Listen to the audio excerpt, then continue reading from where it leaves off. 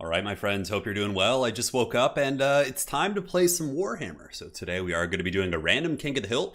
As you guys know, basically we just roll the dice and players will be getting a random faction and a random lord. So it does make it much tougher, right? You can't play your preferences, your stronger factions. You kind of got to work with the tretch that the Chaos Gods give you. Can be a little bit unfair, of course, but I think that's part of the challenge for the King is holding on despite getting, bad RNG as it pertains to lords. Hello!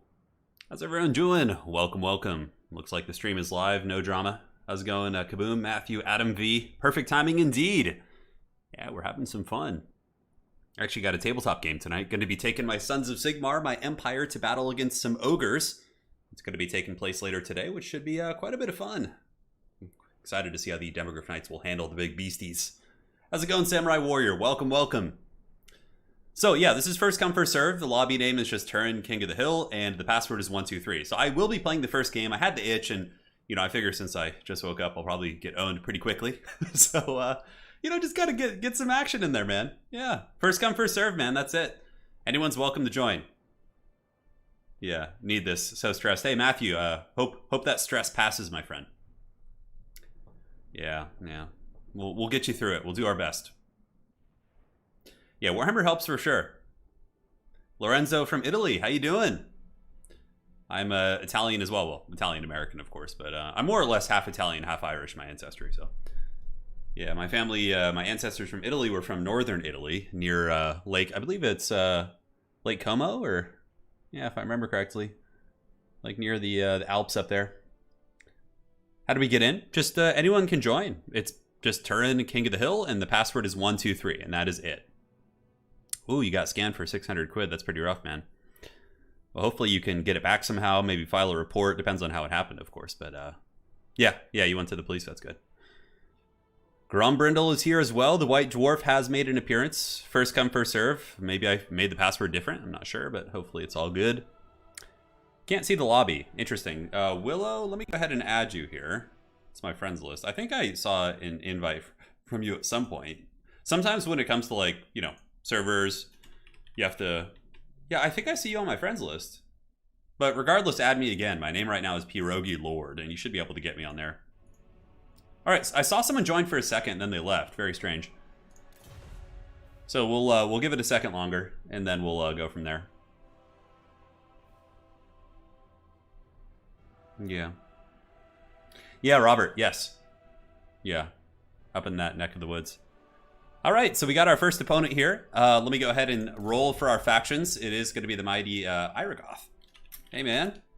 All right, gonna roll our factions. It's going to be great, man. I'm hyped.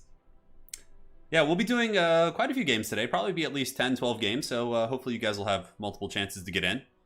Sorry, I thought someone else joined, so I left. Oh, no problem, man. No, happy to have you here. All right, let's roll those factions and have some fun. Okay, so switching on over, let's do it to it.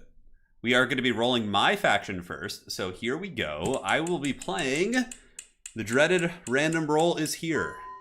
The High Elves with Tyrion. Okay, that's cool. I'm hyped for that. I love playing Tyrion. All right, we got Tyrion versus who's it going to be? Beastman Bretonia versus Mel Gibson. Okay, very cool. So let's switch on back here and get this going. So you are Orion, I am Tyrion. All right, so we got High Elves versus the good old Wood Elves. We got an Elvish duel to start things off. Tyrion and Orion. I think that's my favorite thing about this format is it forces you to pick off meta lords.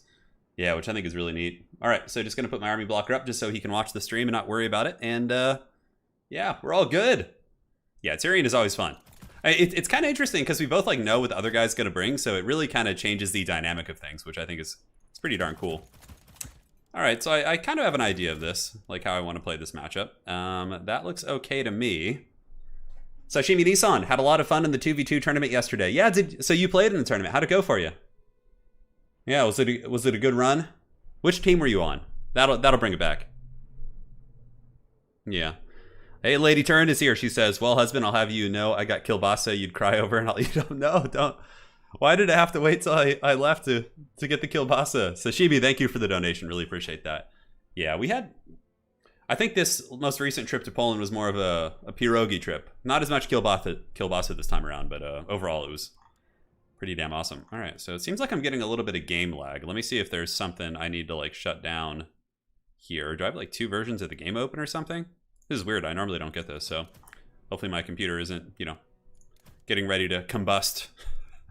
That would be pretty unfortunate. All right, so firing this up, getting our magic, all that sort of good stuff. Is there like maybe someone in the lobby or something? Yeah, it seems like there's definitely a little bit of lag going. So we'll test the game. I might need to restart. Oh, you were on the ornery. Oh, that's right. Yeah, your name is different from your YouTube name. That's why, yeah, it all makes sense now. Alrighty. Looking good. God, High Elves are just such an expensive faction. It's just crazy. It's just so hard to get everything you want, you know? Yeah, well, it is what it is, I guess. All right, so let's save some money if we can. Don't know if we're gonna need that. That looks okay. Yeah, I guess that's fine. I guess for the last one, we can get one of those instead, and then maybe mix in a couple of these dudes. the ornery orcs, yes, I remember you. I remember the glorious team. Yeah, it's always strange when you play High Elves. Trying to afford everything and you just can't quite do it. All right, so let's get you, then maybe mix in a couple of these guys just to get a little bit more width to our army. And then we can slap some chevrons on these bad boys. Actually, I can't quite afford that. Ah, that's such a bummer. It's like a tiny bit short of like upgrading. I always find that such a problem with this faction. Do I want to get anything as it pertains to those units? Could have get a single one of those. Well, I'm using Tyrion, and we're facing off against Mel Gibson. So Mel is coming. He's going to unleash all of his fury. And we're just going to have to deal with it. That's how it's going to have to roll. Yeah, looks fine. Whatever. This is good. It'll do, pig. It'll do. Ready. All right, so let's fire this bad boy up. Gotta try and spend my last 40 gold. All right, we got a 5 spend. Not the worst thing in the world. Not the worst thing in the world. Stop hating on the elves. Yeah, it's you know, High Elves and Dark Elves are probably my... I think I'm better at High Elves. Dark Elves are a faction that I kind of struggle with. I don't know what it is. I mean, I know that you can effectively use like Marathi, Double Manticore, and have good success. And I've had success with that playstyle, but I just don't like it. You know, like depending on Soul Stealer so much. Yeah. Yeah, it's pretty great. All right. So here we are. You know, Willow, I actually prefer pierogi to ravioli myself. Yeah, I don't know if you had. I'm sure you had the good stuff, like when it has that like gravy on it with like, oh, it's just so good, man. It's so good. How's it going, Disco Meat? Welcome, welcome. All right, screen blocker is coming down. Let's go ahead and get the dreaded Wookiee blocker. There it is. All right. So yeah, a little bit of game lag. Are you guys seeing this? Maybe it's my opponent. Maybe there's like some sort of connection issue. I might just need to minimize real quick and try and fix this. So, oh yeah, this is really bad. Oh my god, I don't know if I've ever had this before. So looking at my CPU usage, it does look a little bit high. So let me go ahead and minimize real quick and see if I can fix this, because that just straight up looks like a potato. All right, one sec here. I'm looking to see what's using. Yeah, OBS is hogging a ton right now. Okay, yeah, down to 41. That doesn't make sense. I wonder why OBS is having some problems. Yeah, it's a bit choppy. I'm not sure why. I don't know. Can't remember the last time. Maybe I need to just restart the game or something. That's probably what it is. Because it seems to be using, I don't know. Yeah. OBS seems to be hogging a little bit, which I can't close without crashing the stream. So hang tight. Let me look at some of the settings here. Huh. Okay. It seems better now. So let's switch back. So you guys will be able to see. Yeah, it seems like it passed. That was weird. I just had to like minimize and it like seemed to have reset itself. All right. So yeah, we're going with a classic kind of style against Wood Elves, which is basically using Silver and Guard, because Silver and Guard counter pretty much all of the infantry. And you get Tyrion, you get a Firecaster to get, because Tyrion doesn't need healing, so even if they try and snipe him, he does have Heart of Avalorn. Yeah, okay. It seems like it's okay now. I think we're fine. Yeah, it was a little bit choppy, but I think we're good now. Tyrion, I'm trying to think. He does have Sunfang, so he's got some applications. I got to keep my caster back in case he goes with like a Waywatcher style play. But basically, Silver and Guard are your bread and butter in this matchup. They're just so goddamn good. Dryads do magic damage and lack armor piercing. And these guys have magic resistant armor. So, you know, that does very well for you. If they go with like War Dancers, Blade Singers, the Archers and Dragon Princes can typically kill them. So yeah, we're good. Red Wedding Planner. Oh, you've assumed? Yes. You see, now I'm going to recognize you easier because, you know, the two names got me a little bit confused. All right, ready. First game of the day, baby. Let's warm up with this bad boy. Hopefully he's able to smite me so I can get to casting, but I had the itch to play at least one game, so. That's one of the hardest parts about casting tournaments is I always want to play, you know, but it is what it is. All right, so I'm seeing some elite infantry. Tyrion and the cavalry can move up as well. What are these? These are Glade Riders. We have some Dryads, some, oh, look at this. We do have Zotes as well, Mel Gibson, and some Blade Singers in the back. So yeah, we know what we need to kill. Like, Blade Singers are pretty much the only thing in his army that's going to be really effective against my formation, in my opinion. The caster we should put in group 5 so we can move a little bit better. All right, so archers can go ahead and form ranks. We can outrange these guys, so we should be able to just start shooting, and that should be fine. Burning Head, yeah, it's going to be good too. Mel Gibson also takes a lot of damage from you know, from arrow fire. It's a very effective way to bring him down. So we'll see if we can get any love in there. So let's go ahead and position our Dragon Princes out on the flanks and try and just, you know, hammer into like some of these units. Oh, he's got Azrai Spears. That's actually kind of a cool inclusion. I like that quite a bit. All right, so we're just going to start wasting the Dryads at first, just because they're in range. But, you know, the Blade Singers aren't quite in range yet. So let's go ahead and get you guys kind of screaming in there, and we can go ahead and hammer into these guys. And Tyrion can go ahead and prep like a Sunfang or something into them. So charging into Azrai Spears, a little bit dicey for sure. But if they're not braced and they're running at us, we can still get some big shock damage. Although we took a little bit more than I would have liked here. So, all right, so let's get in here, get in here. Charges are all fine. And now the archers, we need to start shooting at Blade Singers. So we're going to do this and do this. Dragon Prince is pulled back. Silverin will now engage. And we can go ahead and drop a big fat Sunfang over here. That looks good to me. All right, so Princes, let's go ahead and pile in. We can get a little bit of hammering cycle charging in the front. Sunfang should be going down there in a second and stand your ground. Cycle charge back into here, and we also want to get some Burning Head action if we can. So let's go ahead and do it right down the pipe of his formation. And that seems good. Yeah, so we're buckling that side very effectively. The Blade Singers are getting absolutely destroyed, and yeah, you can see that Burning Head, very, very nasty. So yeah, all's going according to plan, I would say. I think this game is going to be a quick one, but nonetheless, the archers seem to be... Yeah, oh yeah, look at the damage. It's just brutal shit. Yeah, I think we can honestly just switch on to Mel Gibson right now. I think we've done enough damage to his army, so let's just go ahead and have Silver and Chase, get some cavalry around the back, pull these spears into reserve, because now that they've done their job, we'll try and dodge that. I don't know if we'll be able to, but Flaming Sword of Ruin, yeah, why the hell not? Let's pop it. And Tyrion, get in there, go after Mel Gibson. Mel Gibson's getting wrecked by the archers, a little bit of cycle charging, and yeah, we can just chase them down. Chase down those dragon ogres. All right, very good. So Tyrion doing his thing. We do have a fireball as well. Mel Gibson a little bit vulnerable to fire damage, so we'll try and do what we can there. Pull them back. Dragon Princes doing great. You can see here the support is able to bring down the Azrai Spears, and all of the archers done excellent work, man. Yeah, pretty good stuff for sure. Pull back the caster. Pull back the spears. All is good. All is good indeed. And he might be able to get my caster, but it looks like Mel Gibson is making his last Braveheart stand here. He'll be yelling freedom as he goes quietly into the good night. We can go get a Burning Head set up over here. Maybe like look to try and get the Blade Singers as they return. But that's gotta be it at this point. It's gotta be it. So right now, I mean, yeah, it looks like Mel Gibson fell, and that is gonna be GG. Yeah, it's not the easiest matchup for the Wood Elves. It's definitely, in my opinion, a highly favored matchup. But still, it can be won by Wood Elves, but it requires a lot more gamesmanship. If you go for like an aggressive play like that, the Princes and the Archers just wreck your business. Yeah. That was a fat Burning Head for sure. Yeah. All right, GG to our opponent here. Tyrion was a beast for sure. He did fine. Silverins didn't get a ton of value, but the archers, yeah, look at these guys. 1,000, 700, 900, 600. Princes both did okay. Yeah, they were both healthy and functional. Yeah, in my experience, the Blade Singers just don't do it here. They kind of get wrecked too hard by the archers and cavalry. Also, the skirmish cavalry aren't very useful against high elf archer positions.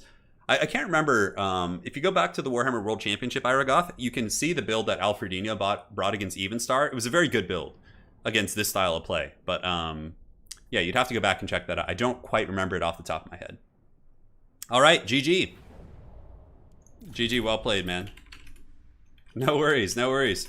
Yeah, and he was stuck on Mel Gibson. I was stuck on Tyrion. So we both had our... I think Tyrion was probably better there than Mel Gibson, because Mel is a big target for them.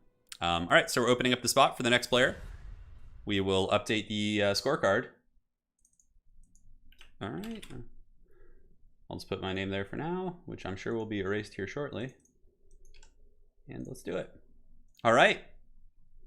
GG. Henry Brooks, Lovey T, keep up the great work. Hey. Oh, shit. I forgot to close the other spot.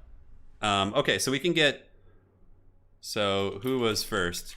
We can do Pwn, them, Professor Pwn, talking some shit here. Both of you in a row. Yeah, so we'll do Pwn and then Hadries, or Hadries and Pwn. I don't know who was here. Other gent hadn't left yet. All right, Henry, thank you so much. How's it going, Wicked? Hope you're doing well. I didn't see who was first. Unfortunately, I was minimized. Yeah, so we just do a 2v1. I just get destroyed in a 2v1. Oh god. So who was first? Regardless, I'll get the other lad in next. Fear not. Yeah, it's an early live stream. Yeah, no, I just got back from Terminator. All right, yeah, so Hadries will be back. Cool. Close the slot. It's gonna be Pwn first, so let's roll the dice here. The hands are doing okay. So yeah, I just got back from Europe, and whenever I do that, my like sleep schedule is just weird for like a week. I always get up at like 6 a.m. So yeah, that's why we're doing the early streams. I don't know, maybe we'll keep trying to do it. Who knows? So let's open up the roller here and head on over. So this is gonna be for me. Here we go. Yes, good Anakin, good. Oh my god. Not only my worst faction, but also Lokir Fellheart. Oh god. Oh no. Lokir versus, and who does Pwn get? Deathmaster. Okay, I can work with this. I can definitely work with this. I mean, it's not going to be the best thing in the world, but it's all good. All right. So, Deathmaster for you. Pwn says he won't have a chance against you. I'm sending you to the Shadow Realm. Lokir for me. Oh god, the Dreadlord of Karen Dakar. All right, we're going to go sub-faction because the Blessed Dread. Hey, how's it going? Welcome, Anticity. So we're doing random. I just got Lokir against Skaven. I don't even know. I want to go Dragon, you know, but I feel like that's not the most clever play. All right, so just going to build my army. The Kraken Lord is here, yes. Look at Pwn going with normal Skaven. Can't even do the sub-faction. Weak. Weakness.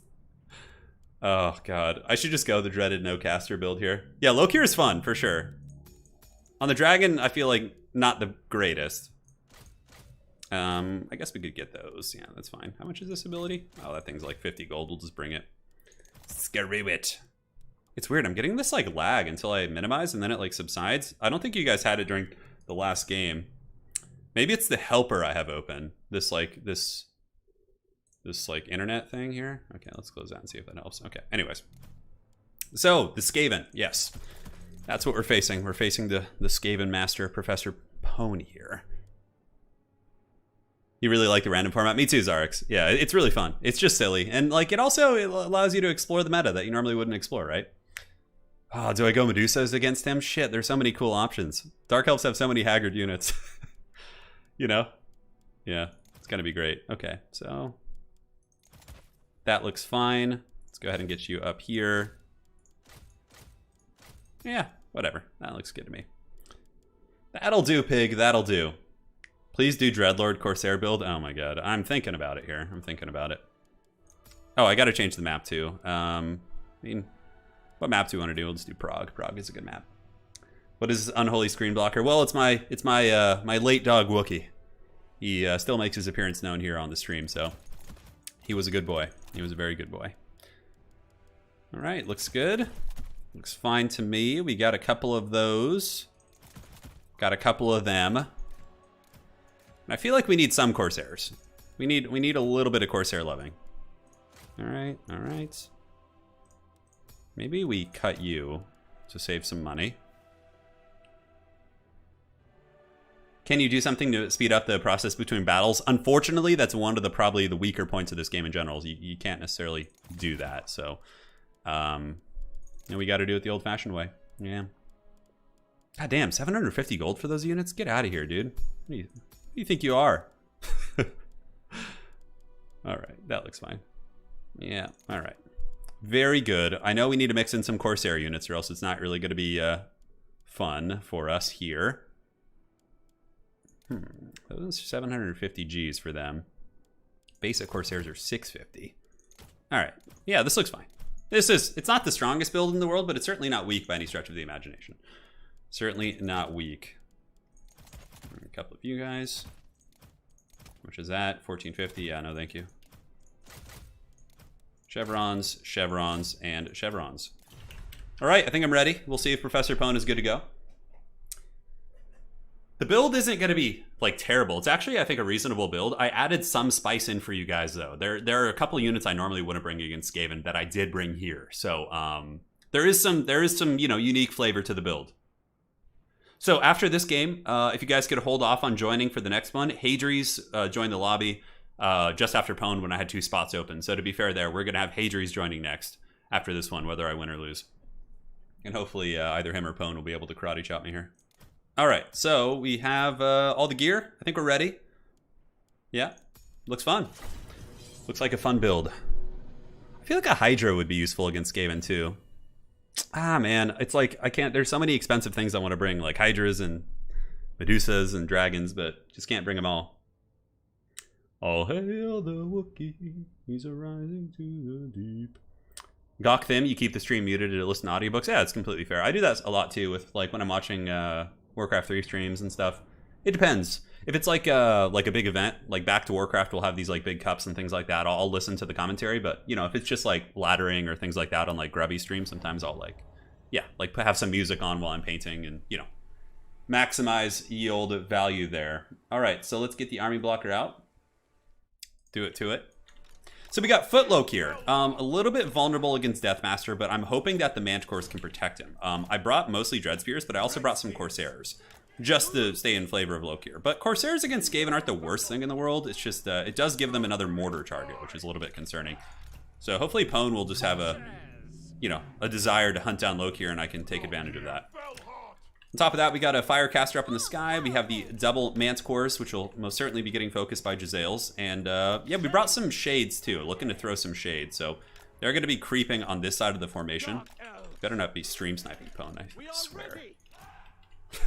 That would be super unchill. All right, so we got 4 and 5, and then we do also have some Dark Rider repeater crossbows who are ready to go. All right. Yeah, Medusas are against Skaven. Like, Skaven have a lot of good tools against them, like cheap spears, Jezzails, gutter runners, warp lightning cannons. It's like, yeah. It's first come, first serve, Trogdor. Yeah, first come, first serve. Yeah. Is the Nakai versus Morkur head-to-head coming back? No, it's over. Nakai died, bro. Morkur is incredibly overpowered in campaign. I thought I had a chance after the first episode. I was like, okay, but then when I saw the unique effects Morkur gets, the fact that he has a Mortis engine, like, right away, his Chaos Spawn not only heal, but also regenerate lost models, I was like, oh, it's over. Like, you know, I had just, like, shit-ass, like, Saurus and Croxagors, you know? It might have been winnable if I didn't fight him, if I just tried to win on raising objectives, you know? But, and got to really late game to the point where I had, like, a ton of stuff. But, yeah, it was a tough one. I would have had to play really gamey and, like, spread it out to, like, 10 episodes. All right, I think we're good. You know, I'm going to ready up on Pone. I'm going to put some pressure on him here. Lokir's coming, the Kraken King, the Kraken Lord of Karan Kar. How's it going, Okoi? Welcome to the stream, dude. Welcome to the stream. All right, so the Manticores probably want to get him a little bit more centralized, and that should be fine. We'll be good.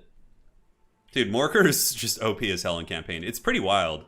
I was about to do a Morkur campaign too, but I was like, ah, that satisfied the itch. Mass pump wagons. Are you talking about in campaign? Huh. Yeah, like mass war wagons with Empire can be pretty darn good too. So, you know, there's a multitude of cool strategies you can do. I don't see any hardcore treachery from him. It looks like it's going to be double mortars, which of course is very strong. So we want to position ourselves before we get in range. So let's like manage to creep some stuff up before we get too crazy. And you guys move up, Manticores move up, and probably get you guys in like a separate group and just have you guys like flank over there. Yep, looks fine, looks fine. I could start fireballing. I'm trying to think of burning head targets. It looks like he's got some clan rats and what are those, warp grinders in the back? Okay, wolf rats as well. I don't think I see, I was about to say, I don't think I see Jezzails, and then suddenly just these like purple, you know, popcorn shots start coming out of nowhere, yeah, which is pretty fun. All right, cool, so we know he's got Jezzails. No surprises there. All right, so we're just going to kind of start moving up everything. Waiting for the shades to get a little bit of ground before I advance, but I think we're okay now. So let's go ahead and push up. You guys are on the side here, and the repeater crossbows can just position to start shooting homeboy. Yeah, so not too bad. We can start shooting here. I think that's okay. The wolf rattos are just kind of waiting on the wings, so we can get ready for some fun business here. And yeah, of course, taking quite a bit of work there. So yeah, we get some damage pwn moving forward to, you know, drop his interference, which is very much the Skaven way. Trying to snipe my caster, so we need to make sure to efficiently juke there. And let's go ahead and do this and see if we can slip through here and slip some around and battle the doggos on the top of the formation. So yeah, Manticore's got to be a little bit cautious. We can move in and just try and get some freebies on these units in the front to break them down. Got to watch out for Deathmaster though. 100% could be a problem. But yeah, his big boy there is having some problems for sure. All right, pulling you guys back, pulling you back, and pulling you back as well. The Shades have almost gotten their target, and I need to use my caster. Holy shit, I'm being really sloppy with the caster. All right, let's just drop a Burning Head here. Now, the Manticores can dive in the back, although we do have a fair amount of weapons teams. So let's pull back the Dark Riders. My caster is broken, but it's not the end of the world. Let's see if we can scoot forward and get these guys. And we've almost gotten this. Let's go ahead and fight here. My Shades are being targeted, but I think it's been worth it overall. Lokir, yeah, we need to get Lokir moving up here. Dark Riders move in on the Skaven slaves, and the Manticores have landed back here, but let's go ahead and pull them back while we continue to try and bunker bust. We can get on those guys there, I think. All right, caster's back, so let's go ahead and just drop fireballs on, you know, whatever. Oh, it's broken. Okay, that's fine. All right, so Shades, let's move up. We can get some Shades going here, and get the spears going as well. Cool, so a couple sloppy engagements, but overall we have gotten into the back line. You know, a lot of the Skaven tools here are starting to take some work. Let's go break these Rat Ogres with the two dudes. We need to pull these guys back and get Lokir moving. Although Lokir maybe wants to stay away. Yeah, hard to say. All right, shoot those globes. Dark Riders could move into melee, perhaps. Let's go get on those and pull you guys back this way and see if we can get some better engagements. All right, so the Ogres have been broken. Pull the Manticores back and out, and just get ready for another Burning Head. I think that should be fine. Ah, that kind of misclicked there. It's okay. Not going to be the end of the world. So let's go ahead and start shooting at those natty boobos if we can. Manticores pull back, jump over here. How's Lokir doing? Got to make sure he's not getting hunted down, you know. Warp Grinders, nasty, nasty. Get in there, Corsairs, shoot the Warp Grinders, and ooh, the Shades are kind of getting attacked here, so can we salvage the Shade situation? We might just want to fight here with them. Come on, Lokir, push in. Corsairs, push. Manticores, we can get one on the Jezzail, and the other ones can go after the Skaven Assassin here while they move in, and we'll see what we can do. All right, so how's Lokir doing? Is he alive? He is. Let's go ahead and pop his different buffs here. Get the repeater crossbows in position, and maybe just blast off this formation. We might be able to salvage some of the Shades over there. Deadly Onslaught active, and yeah, it looks like the little Skaven Assassin's getting his butt kicked pretty good, while the Manticores continue to chase here. Yeah, we got some nastiness. Okay, I gotta rally some of the Horsemen and be more effective with my chase. And whoa, where the hell is this guy? Jesus, he's like super disoriented on the map. Yeah, all right, so we can get you guys going after them, pull these guys around there. Lokir and company doing pretty good. And the Skaven Assassin did indeed get destroyed there. So how are the repeater crossbows doing? A little bit sloppy here. All right, let's pull you guys back, chase down the ogres. And Lokir is in Mortal Kombat, but thankfully there's a rampaging Manticore nearby that maybe can help him. Come on, Manticore! Need help! Lokir is fighting Deathmaster. It is a mighty foe indeed. Okay, we have another Manticore here that can probably do the trick. Let's go after these Jezzails. You guys go here, you guys go here. And it looks like we've effectively chased most of these tools off. I think we got this. How are the repeater crossbows doing? Okay, they're in position now. Shades, you know, just whatever. Just ignore those clan rats, man. They are not worth our time. These guys still battling the doggos here. Lokir actually getting the edge in the duel, which is nice. We have gotten onto the Jezzails, but those damn mortar teams, man. We need to actually bounce over there and cut them off. Lokir, how's it looking? All right, the rat is alone. He stands alone. Let's get that assassin. Come on, guys, come on. These Jezzails are trying to get away from us, too. Manticore has done its part. Do we really need it anymore? Yeah, you know what? Let's just make sure we finish that rat off. All right, so we'll pull these guys and actually use them in melee, because the weapons teams are pretty much his only lifeline here. Without the weapons teams, it's pretty much just game over for him. All right, Deathmaster is karate chopped. Let's turn around here, do this. Really subpar use of magic this game, but aside from that, I think we did okay. All right, so let's get the Manticores. Lokir can go after the assassin here. We'll use Foe Seeker to give him some vigor. Kind of going after anything that can do anything against us, and it looks like we got it. Yeah. Looks like we're in okay shape. GG, well played. The Lokir Master. Probably should save some of these. Yeah, just so I have some replays to cast later. Little rats scurrying away. Hey, Caleb. Welcome to the stream. It's been a while. Yeah, it has. It has been a while. So Lokir Fellheart did okay. Manticores were MVPs as always. My caster got absolutely owned, but at least he got 1 or 2 burning heads off. Weren't the best. Shades actually did good. They killed the Plague Priest early, and I think that's why I won. If the Plague Priest had been able to, survive, could have been a very different game. GG, well played. Pwned. All right, so Hadries, go ahead and join up now. If we can get you in here, I might just throw you a custom invite if I can. So if you guys could let Hadries join here, because he was next on the list. A little bit of a confusion there. Where the heck is he? There he is. Okay. Perfect. He made it in. All right. So that saves us. We'll do the Bone Zone this time. The Bone Zone. Dude, Lokir is definitely the man. He's fun to use. Just he's kind of like a Walmart Sigvald is kind of how I like to look at him. Welcome. So we're not going to do Pack Ice Bay. That map sucks pretty bad. 6 p.m. is very comfy. Yeah, it's earlier for sure. Normally our streams are like 10 p.m. for you guys probably. Did you already watch? I've watched every Star Trek, yeah, except the new ones. Like I stopped after what would have been the most recent one? I guess Voyager? No, Enterprise, yeah. The one with the Faith of Heart song in the beginning. Yeah, so I'm not that interested in the new Star Treks. I mean, maybe I'll give them a chance someday. But right now I'm watching SG-1. I'm on like season 6 or 7. All right, so let's go ahead and fire up the tournament helper. And we're going to roll here. So the faction that's going to be for me, or Lord, I should say, is going to be the Sisters of Twilight. Okay, I'm happy with that. And we're facing off against Welcome to the Bone Zone, baby. Oh no, we gave Hadries his main faction. Oh no. He's got Ikit Claw. Okay, it's going to be Sisters versus Ikit. It's a fun matchup. He will have the ability to snare me in the air, which kind of sucks. All right. So Ikit for you, Sisters for me. All right. Damn. All right. This is going to be hard. He's on his main faction. Ugh. Let's see what we can do. Let's see what we can do. What is the Total War game you have played the most? Warhammer is by far my favorite. Yeah. No, that's Hag Rafe. I was like, that's not the Sisters of Twilight. Kind of looks like it. Somewhat similar symbol. Now, the old school build here used to be really nasty. Basically just using like... Yeah, I mean, I still think I have some good tools here. I'm trying to think, like, do you rush? Do you, like, use the more missile-centric builds and try and pull them apart? I mean, there's a couple different ways to play it. Yeah, I'm a little bit rusty on this one, but I think it'll be okay. We'll try some fun stuff for sure. He's probably just going to bring Ikit, like, on a flare and bring Howling Warpgale, just so he has the opportunity to snare me down in the sky, which is certainly good. I'm trying to think. I know some Skaven players were, like, teching into using like Storm Vermin in this matchup, so it kind of makes me want to get a little bit crazy. Yeah. I want to make me a little bit spicy here. I'm going to try something different. That's the way I like it. Screen blocker's here, don't worry.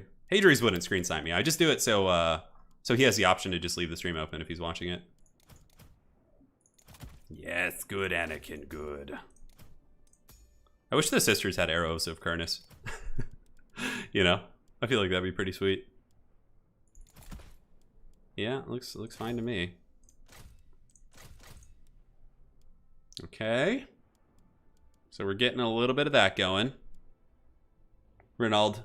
Wood Elves actually, I think, had at least when the DLC came out, they had a pretty good matchup here, so I feel totally fine about it. Yeah. But it's just more a matter of I don't know what I'm doing as much. Okay. Little rats here are going to be trolling me, huh? The ratsies. I always wondered about like Hawk Riders in this matchup too. Like their efficiency. Something to consider. So Joseph says, Turin, my friends and I were looking into getting into this game to play multiplayer against each other, but do you need to buy both games to have access to all the races? Yeah, it depends. Like, so to get like the game 1 factions, you need game 1. Like if you want like Empire, Dwarves, Bretonnia, like all that stuff, yeah.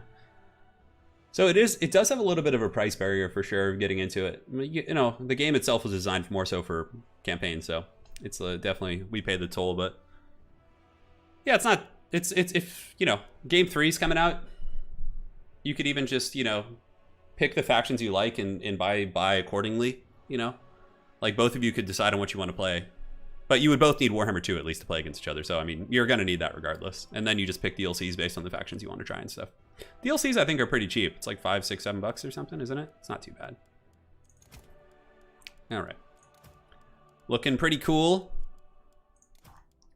The sisters are here on their mighty eagle. It could be Footclaw. Yeah, it could be Footclaw. Absolutely. That's certainly a very viable option. Footclaw. Then we have these guys, but without healing, that's kind of a stupid idea in my opinion, if I don't go with the healing caster.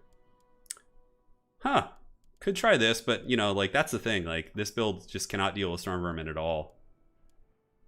At all. Yeah, so let's change it up a little bit. Let us change it up. Ariel did get nerfed as well. She's not like just unbreakable raid boss anymore. She used to be like my go-to in this matchup for sure. I actually like this. This is kind of how I used to play. We don't need Tempest against Skaven if we were to go that route.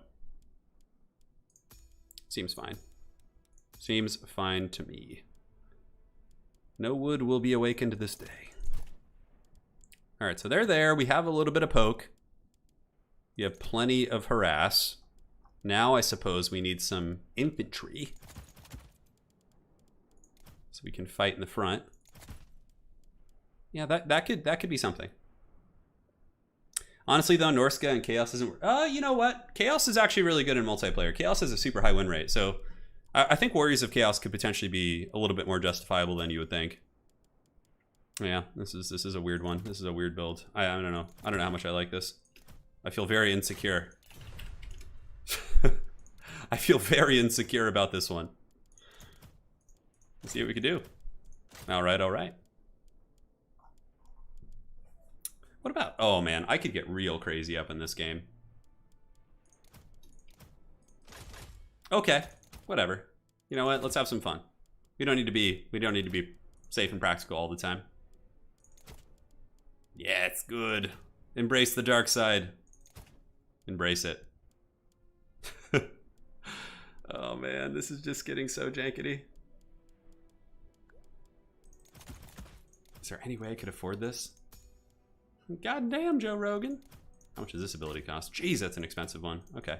All right. All right, we're bringing a super weird build. I have no idea if this is going to work. Guys, I just went super off meta, so hopefully you enjoy this one. Holy shit, this is a weird build. 3-way watchers? It can work, actually. You can go 3-way watchers. Like, I know the meta more or less, but we're not doing that today. Are we going to have more who would win polls? Or are you talking about like what we were doing yesterday on stream? We could. No Doom Wheel today, unfortunately. Yeah, Sisters should get a foot variant. It'd be interesting. Did they have one in tabletop? If they did, then yeah, I think that'd be cool. So this build is probably going to be absolute trash, and Hadries will probably destroy me, but it's okay. I think we have a fighting chance. How's it going, Anthony? Welcome, welcome. Who would win polls? We could do some of those. Yeah, when I'm not playing, we can do those. Because I'm having to like think about builds in between games. So I wouldn't call it a complete meme, but basically it's like I don't have any archers. You know, most people bring like Deepwood Scouts in this matchup. I just brought Eternal Guard for their durability and armor piercing in case he goes like Storm Vermin tech. And we got Aerial. It's more or less going to be an aggressive push. We also brought a Tree Man and some, you know, more elite cavalry and double Eagle up in the sky. Oh shit, do I have too many SEMs? Oh shit, I think I do. Hold on. Yeah, okay. Shit, I have one too many SEMs. Want to reload? Yeah, sorry, I think I rule broke. I always forget the sisters are on an Eagle. Oh my god. I don't know if Aerial counts as one. Does somebody know? Yeah. I have too many SEMs here. We could just reload and I could just cut one.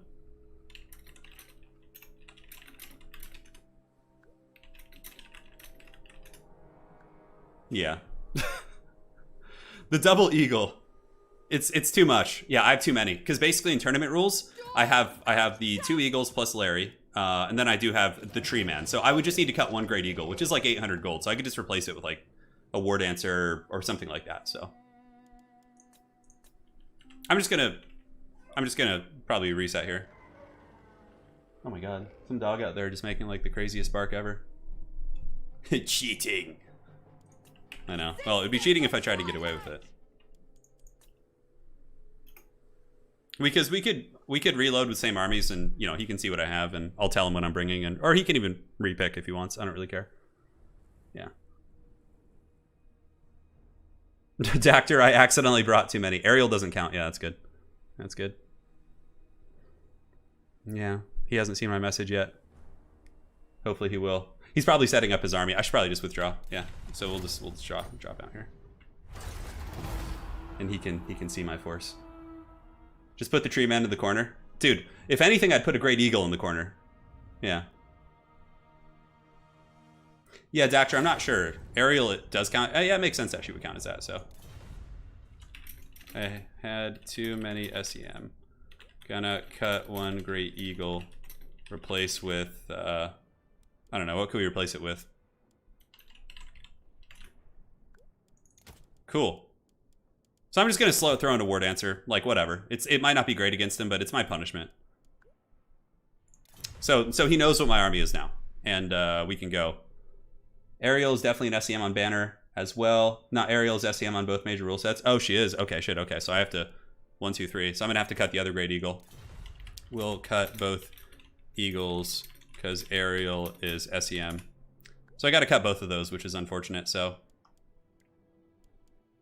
we'll add our dryads. Cool.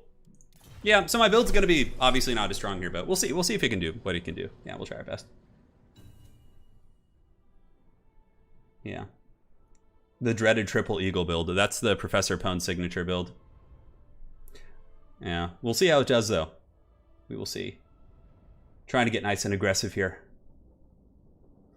The dreaded eagles. I've seen eagles be used pretty effectively. I know Lotus Moon has used them in a couple builds. I've seen him use them in like streams and tournaments and things like that. So they can be okay. This will probably be the end though. Because typically like the wild old, what's it called? Like Deepwood Scouts really do well against a lot of Skaven stuff. But in this case, we're just doing... Now our army is very infantry focused, which makes us very weak to mortar play. I didn't actually look and see if he had a mortar, so... we'll see how it goes.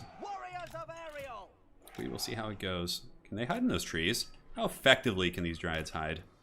Yes, look at that. Good. These guys can kind of creep over here. Pone is the king of the triple eagle. Yeah, it's his favorite. Cool. We have the big beastie here, the ancient tree man, which I have no idea how that's actually going to do. 3 and 4. So let's go ahead and do some vanguards. We don't really have anything we need to protect, which is cool. So we can be very, very cautious with that. And then we want to get the Lost Sylvan Knights too. All right, great. Let's do it to it. Ready. Yeah, just ringing. I didn't know if Ariel counted as an SEM in the current rules, but I guess she does. Nobody plays her anymore. Hey, so you're asking what SEMs are? So SEM stands for Single Entity Model. So it's basically like big monsters and characters on mounts and characters. So in typical rules, players, depending on which rules you're using, players are allowed to have 5 SEMs, 3 of which are like, you know, generally smaller ones, and you can have 2 like giant, you know, big ones or whatever, right? So I might even have, yeah, well, whatever. This should be fine. Nothing here is super crazy. How do we get in? It's first come, first serve. Yeah, eagles can goon, especially Skaven characters. Like, Skaven characters are pretty vulnerable to that, so. We stand ready. Yeah, pretty vulnerable to that. The people demand reparation. Yeah. Ditch Ariel, get an eagle summoner. Yeah, that's my first build was a little bit more normal. It was like dryads backed up by like Deepwood Scouts with a summoner. So I'm curious how the ancient tree man will do here. I mean, I don't know. I feel like if he has like Giselles, but maybe not. Maybe not. We'll see. We will see indeed. All right. Good luck, Hadries. Let's have some fun, dude. Put me out of my misery. All right. So we need to just move up with these dryads. Does he have mortars? Okay. He's just got Globadiers and an Ikit Zap Zap cannon.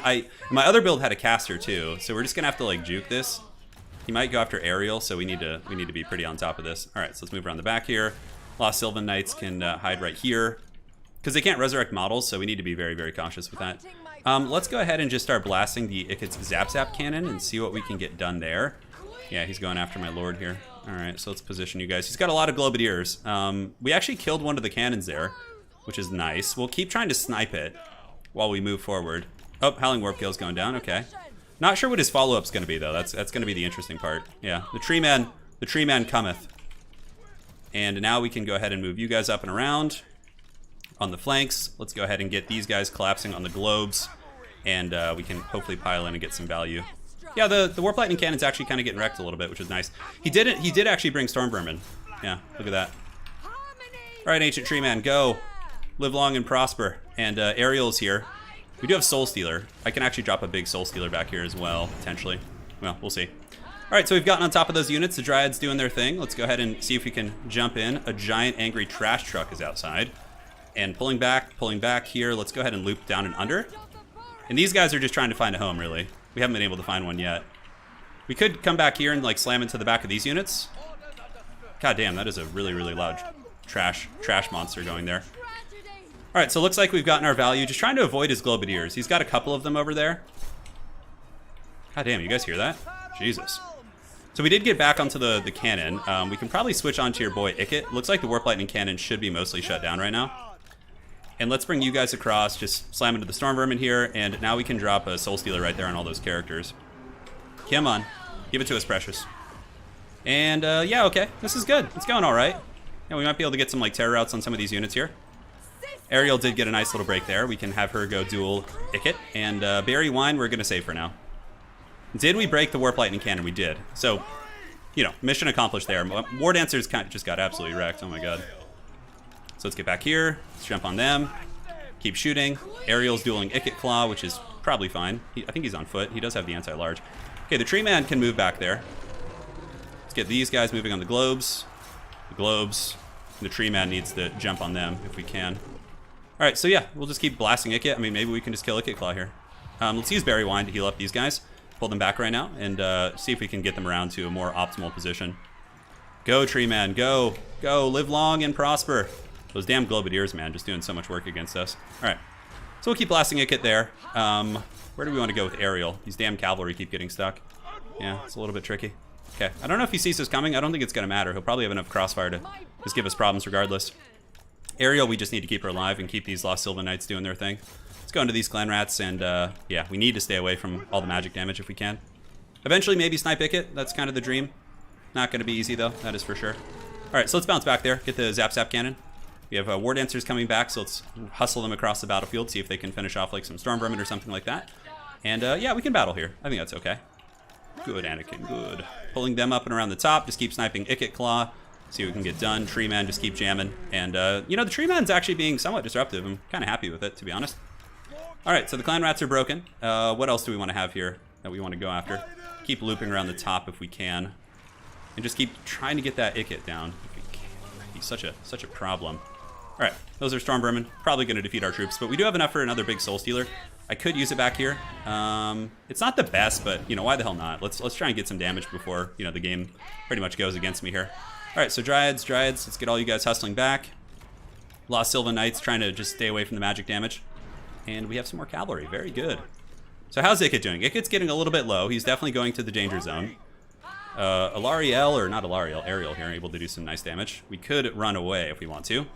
We have Sensor Bears here, but let's get in. Let's get in here and just see if we can hammer down these globes real quick. A lot of magic damage, definitely sucks. Okay, looks like we should be able to break them there. So they're broken, which is nice. We need to get away. Hopefully Icket will just pay the troll toll here. Pull you around the top. We got onto the Icket Zap Zap Cannon. Yeah, the dreaded garbage truck. No kidding, man. Jesus, it's just going crazy here. All right, so that was good. We avoided the Sensor Bears. Let's get our big tree moving. Keep trying to snipe your boy Icket. And we need to save up for another Soul Stealer, so I'm hoping he'll blob more stuff here, like his Skaven characters. Pull you under, get the Eternal Guard moving in. Icket's in some big trouble. And the tree is just waddling angrily. Yeah, we need more Skaven characters to blob up on us before we use our Witchcraft. I definitely like the inclusion of the Sensor Bears. I think that's kind of cool. I'd like to get a bigger blob though, like I said. Lost Sylvan Knights are definitely like rampage mode now. Like they're going to be very, very difficult to stop. All right, so yeah, we got like the entire Skaven army right here. So let's just turn around and use the ability. Yeah, very cool. Keep staying away here. That Soul Stealer should do some lethal damage. Probably will win us the game, honestly. Yeah. Stormvermin are actually kind of somewhat meta here. Jesus, that garbage truck. Okay, so Ikit is dead. The Rat King has fallen. I guess we need to just keep going. And oh my god, the nuke went off. Look at that. That's so cool. Yeah, let's snipe the other character. Ariel still performing pretty well here, actually. Do we have any Eternal Guard left? We do. Let's go ahead and get these Dryads moving in to do battle as well. Keep hunting down the globes. The Assassin's in trouble. The tree hopefully can win it. It's still a very close fight. I think Sylvan Knights win it for me, though. Yeah, these globes, are they not shattered yet? God damn, we need to kill them, because if the globes come back and get, like, volleys, we're going to be feeling pretty bad about ourselves. Alright, so finish off the Assassin. You guys move across. Oh, boy. This is some magic for sure. There goes the Poison Wind Globadiers. Keep going. Eternal Guard move in. And do we want to get in melee here with the bird lady? I think we can just shoot here. We could probably kite backwards. Let our trees get involved. Those damn sensor bearers are going to be a big problem. They just hit so hard. And they actually have really good leadership by Skaven standards.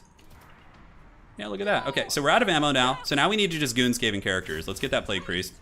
Let's get over here. We can't let them hit us. Ooh, we actually charged into sensor bearers. I wasn't watching. Well played.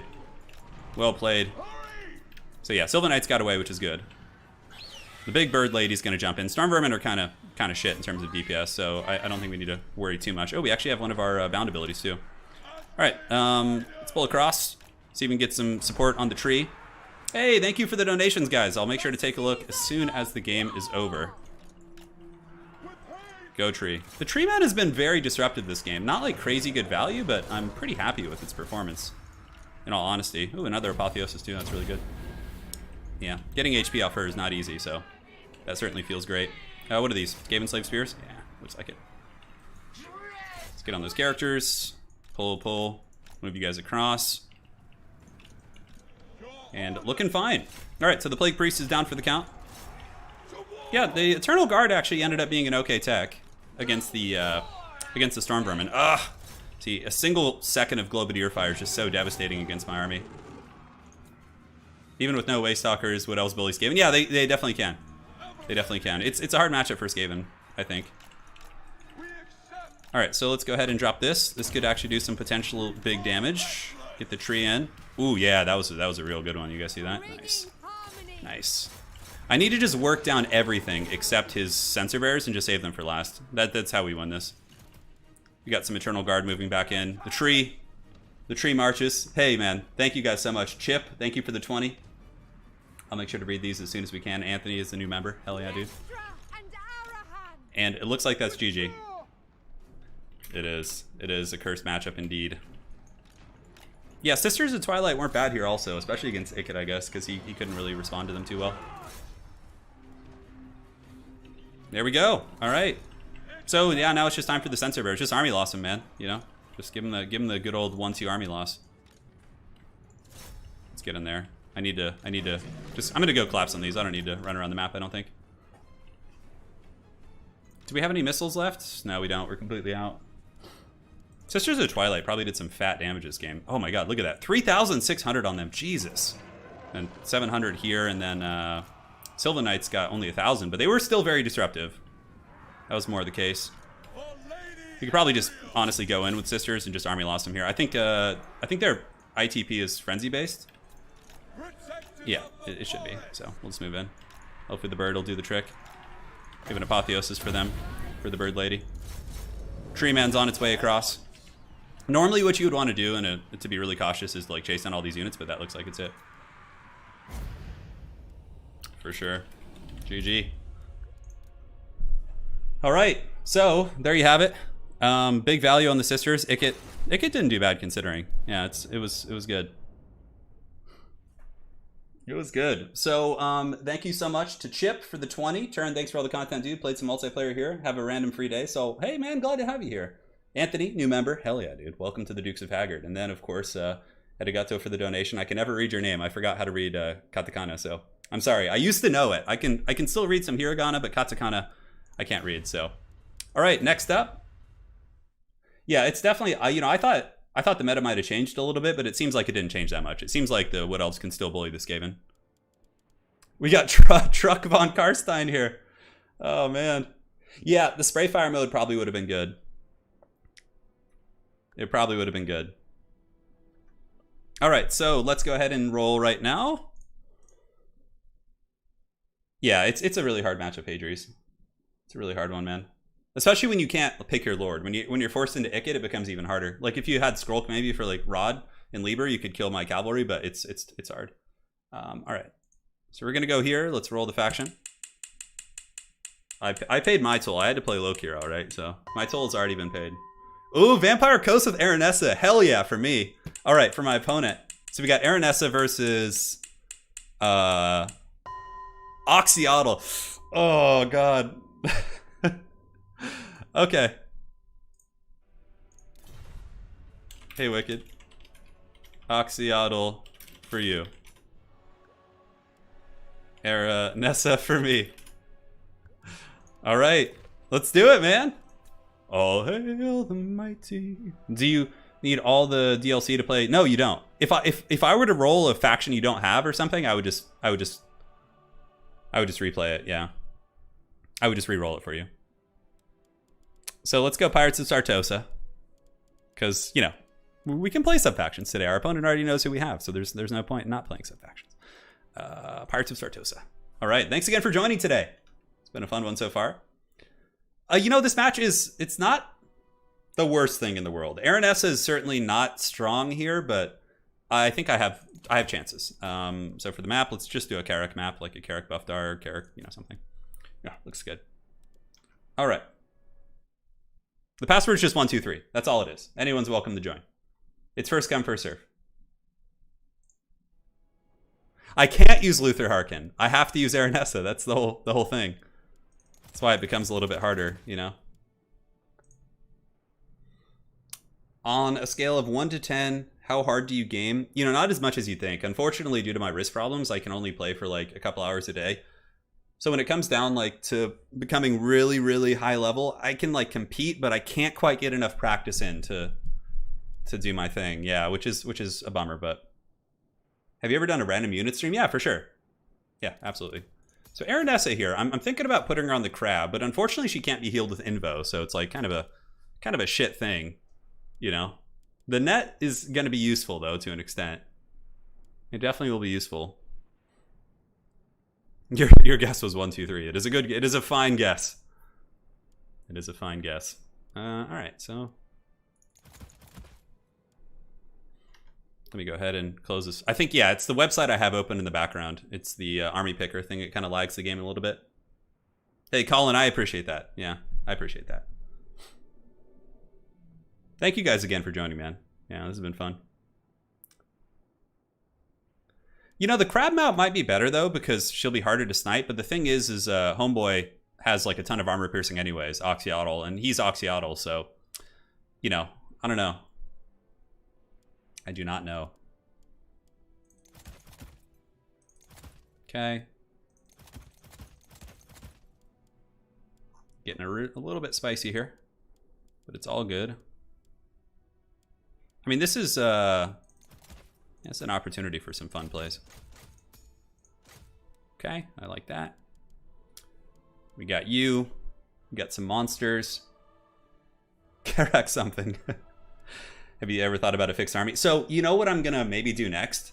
Is do, I am going to do a 2v2 tournament, best of 1, so it doesn't take forever. And teams can sign up, and they have pre-submitted lists. So it's kind of like a tabletop-style 2v2 tournament. So you and your like teammate would have to make all-comers lists for the tournament. And it's best of 1, which takes away the need for like pick and ban phase. So I'm thinking about doing that, which would be pretty fun. So I'm going to probably schedule it for like middle of the week, like Wednesday or Friday. So I'll be putting up signups today or later today or maybe tomorrow. But yeah, so it's like a pre-set army 2v2 tournament. So you'd have, and also another variable I think I'm going to do is I'm going to split factions up based on order, you know, the order tide, chaos, you know, destruction, like wild shit. And like people can like pick one of those to play within to make it a little bit more thematic as well. I have some cool ideas. Yeah, I have some ideas for it, which is going to be fun. Yeah. Anyways, all right. I gotta pick my business here. So let's do this. All hail the mighty. They're arisen from the deep with crooked sails and incredible tales. They're calling in the seas. All right, seems fine to me. Seems fine to me. Don't know how good this build's gonna be, but it could be fine. Get you guys back here guarding some shit.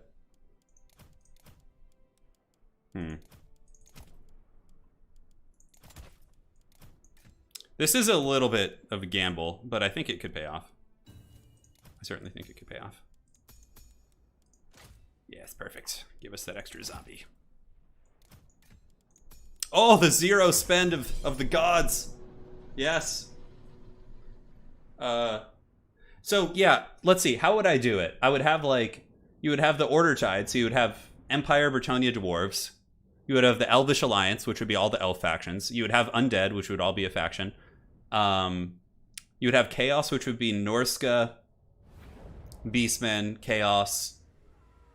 And then I might just like throw in the WA as like its own thing. So you could do like double greenskin armies.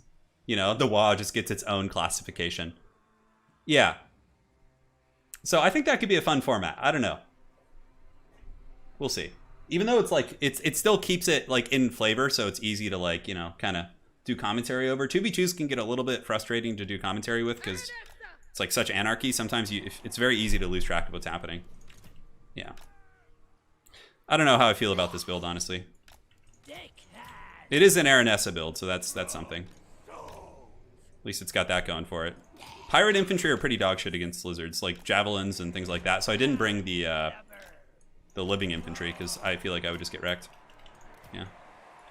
I went with triple cannon. I decided to play the range game like a defensive, like you can press the lizards, but I think I want to go cannon and see how it pans out. We got a couple bombers here in the front to help, you know, push off like a million skinks. Just make sure to put them in guard mode.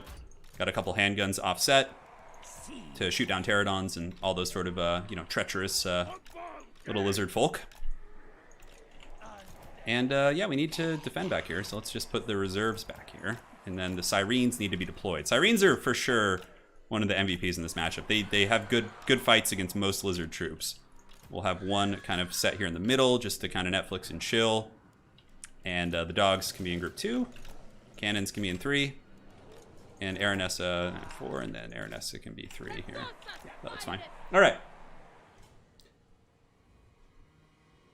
Yeah, no, so I will get a new PC once like Warhammer 3 comes out. But until then, I'm not going to spend the money. I don't need to. My PC can run everything I want to play right now. So our depth guard good against lizards? Not my experience, no.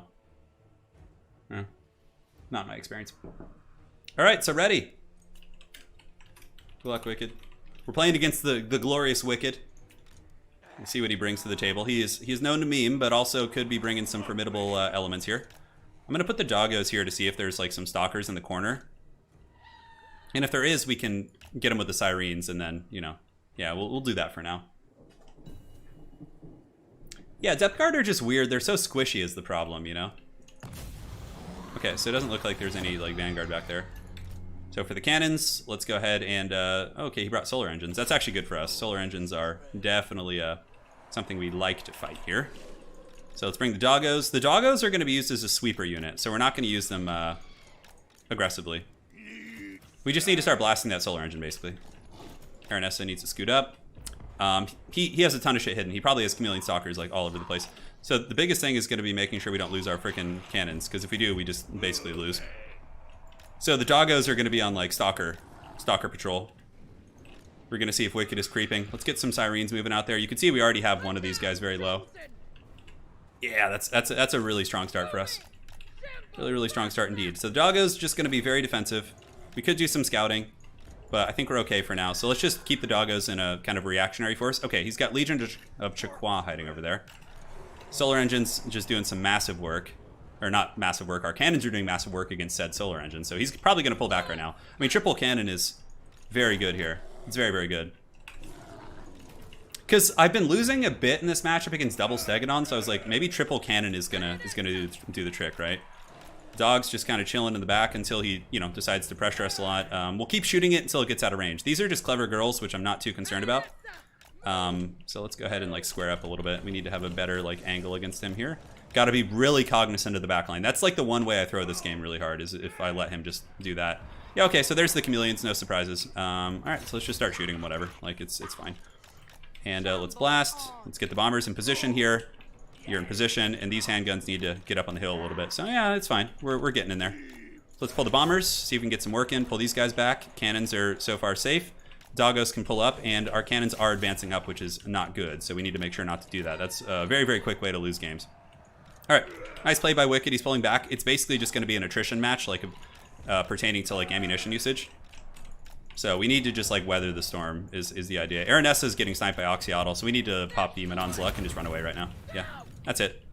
That is it. And the dogs, we don't want to chase. The chase is not going to go well for us. All right, so let's keep shooting here. Is the Stegodon coming back into range? Looks like it is a little bit, so we can keep blasting that bad boy. Gotten some work in against the clever girls. Let's go ahead and we can chase with Sirens and then basically just invo them. That's going to be fine. Position you guys up on the hill like so, and Sirens can chase here. And bombers can go ahead and scoot up and do their thing. All right, Sirens. Aranessa's hiding in the back. We could use Manon's Witchcraft to try and do some goodness. But we're just going to kind of chill out here. And yeah, this is fine for me. Sirens chasing there is actually feels pretty good. Okay, looks like that thing should be out of commission. The bombers are going to get a nice volley here. Let's keep shooting the clever girls. Aranessa, we're just going to sit back because if Oxyotl gets like free sniping on us, we just lose the game. We just straight up lose. All right, so bombers, let's do your thing. Looks like the big beastie in the back is in trouble. Keep chasing and just like bouncing back and forth. And Zombos, you guys get in there and cause problems. Perfect, and yeah, we can engage here, it's fine. Invocations right now, is there anything we need to invo? Not really. Aranessa just kind of hanging out in the back. Sirens are just hunting. And now we need to make sure our cannons are shooting something or other. I mean, honestly, there's not too many good targets here. So clever girls do jump in there. We could net them down. I feel like that's not necessary. How are we doing over here? Yeah, this is fine. This is fine. You know what? Let's get the 2 scurvy dog units and hunt those guys, and I think that's going to be pretty good. A pretty lackluster usage of my bombers so far. Let's see if we can jump on here, and you need to drop a summon right in the middle to block their advance, and Aranessa can go ahead and Spearfishers net those guys. All right, great. So now we can bomb them down. Handguns in position, pulling back, staying tight. The 2 doggos should be able to overwhelm that 1 unit there, and 1 unit of handguns is in some trouble. All right. Yeah, that's good. This is good. It's going all right. Invocation, none of our Sirens are in bad shape, so we'll just drop a single target invo on these guys and just kind of try and keep them healthy. And the Stegodon has returned from its great crusade here. So just kind of keep popping. We can move some of them up in reserve and replace their position with halberds. And let's go ahead and taunt these guys to try and, you know, save a little bit of grace here. Yeah, perfect. All right. So Aranessa getting blasted in the face, as expected. It looks like, oh, look at that. Lord Croak is actually hiding in the bushes. So Croak is coming out to play. I feel like it's not bad for us, though. Let's get the Sirens back here. And how are the doggos doing? The doggos feasted like the heathen kings of old. Let's get them on these guys. Now the cannons can switch on to your Lord Chungus back here. Bombers, and the bombers can switch onto them, pull back, and we can reform ranks. We've pretty much broken the initial lizard threat. Now we just need to kill Croak before he gets too close. And the chameleon skinks against Sirens, whatever, that's like fine for us, right? So Aranessa getting sniped definitely hurts, though. Looks like here the dogs should be able to feast, which is great. Our cannons are a little bit out of position, so let's go ahead and set that up. And yes, the dogs have done the trick. Excellent. They are good pups. Yes. Okay, I think we got this one in the bag, because Croak is just going to get blasted by these cannons, most likely. Yeah, they're still like stacked on top of each other, though. We need to like move them out of position. Croak would have been good against Sirens, potentially. Yeah, all right. So Sirens have done their bit. Let's go ahead and do this. Just start harassing now. Move Aranessa back. Unfortunately, Aranessa cannot be healed. So we're going to move up and summon some pistol mobs, and hopefully that'll do something. I'm not sure. Yep, do this. Zombies, move over there. And now we just blast the Croak in the face. Yeah, looks good. We'll summon some pistols just to run interference a little bit. Go, Aranessa. Oh, we finally found him. We finally found the little troll. All right, so let's see if we can like maybe do something against him. Sirens, let's go. Attack the Legion of Shaqua here. Keep the Sirens back. We don't need to get too spicy with them. Aranessa can chill back too. And yeah, feeling pretty good. Feeling pretty good here. It looks like there's going to be a Croak bomb, but that's just on a summon, so it really doesn't do anything against us. I don't think. Do we have any Sirens that are low? Yeah, we can just drop it on whatever we can catch here. The doggos have done their part too, so let's bring the doggos up and over. Bombs move in. You pull back. And, yep, more harass in the back line. Oh, Croak. Croak has some range, man. Look at that guy. Jeez. You guys ready to see some MLG plays here? Check this shit out. Oh, the dreaded net on the chameleons. Yes. Nobody was expecting that. All right, so Oxyotl trying to get back here. Let's go ahead and swarm him a little bit if we can. Move in, and the dogs will feast tonight. as Croak does get blasted into another dimension. And we got it. All right. Yeah, there we go. The Croak ambush was definitely what cost him there. Yeah. Croak just being out of the picture for too long. Yeah. GG, that was a fun one. I was not expecting the dreaded Lord Croak. I was wondering why his army was so small. And Croak still managed to get 756 value, which is pretty wild. Was he? Yeah, I don't know. Yeah, it's wild. Look, Hadries, I don't think getting Aranessa and Lokir would be considered kind. To be fair.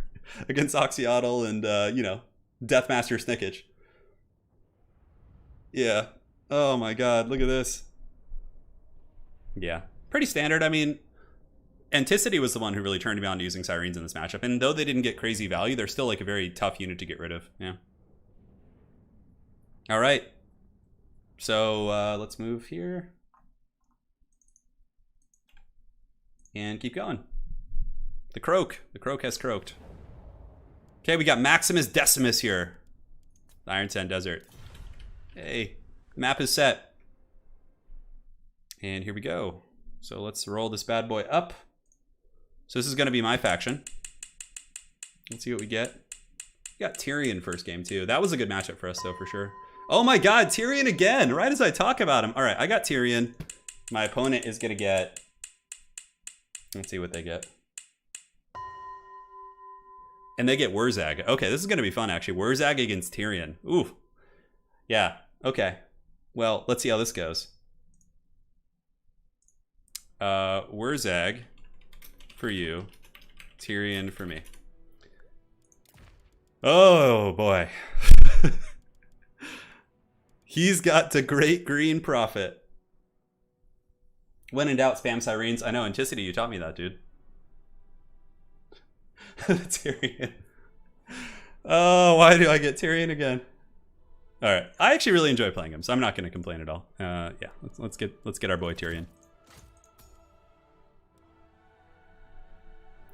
When do you think the last time? Oh, I don't know. It's been a while, Trusty. It's happened before, but. Okay, I have a pretty darn fun build in mind here. Yeah, I have a pretty fun build. We'll see how it goes. Wookiee protects. Wookiee protects. Uh-huh. Oh, yes. Those guys are glorious, aren't they? Uh-huh. I don't know if Maximus will expect this. I do not know if he will expect this.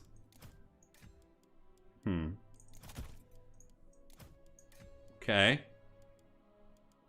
Oh yes, that's we probably should bring a caster as well.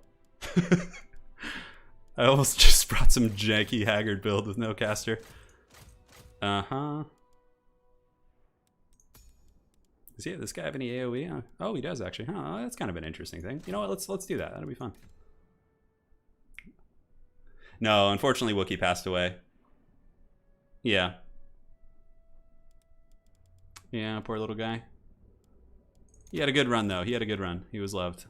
Okay. I gotta check something here real quick. I know, I'm getting like elves nonstop. Let's bring a couple of you guys. Okay, we can do a little bit better than that.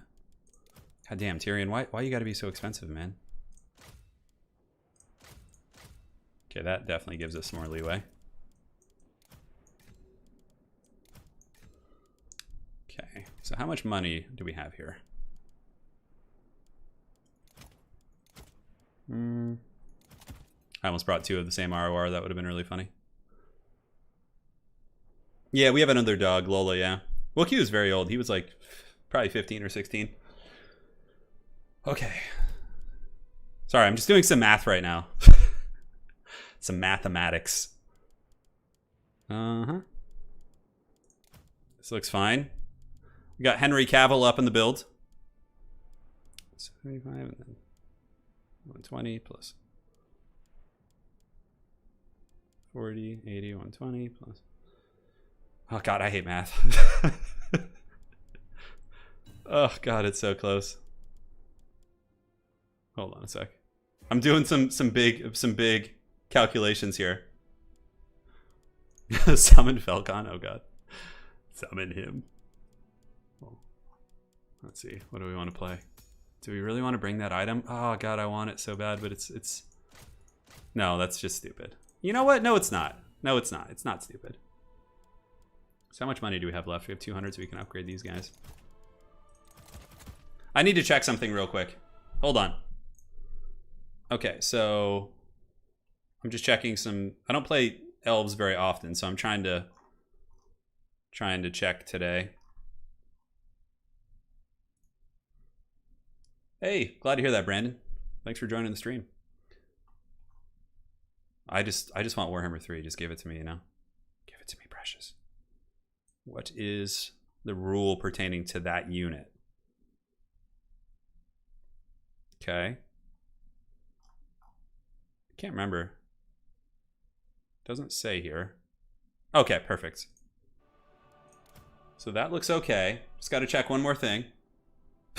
I legit want to open up a calculator here. Yeah. I think Maximus is ready.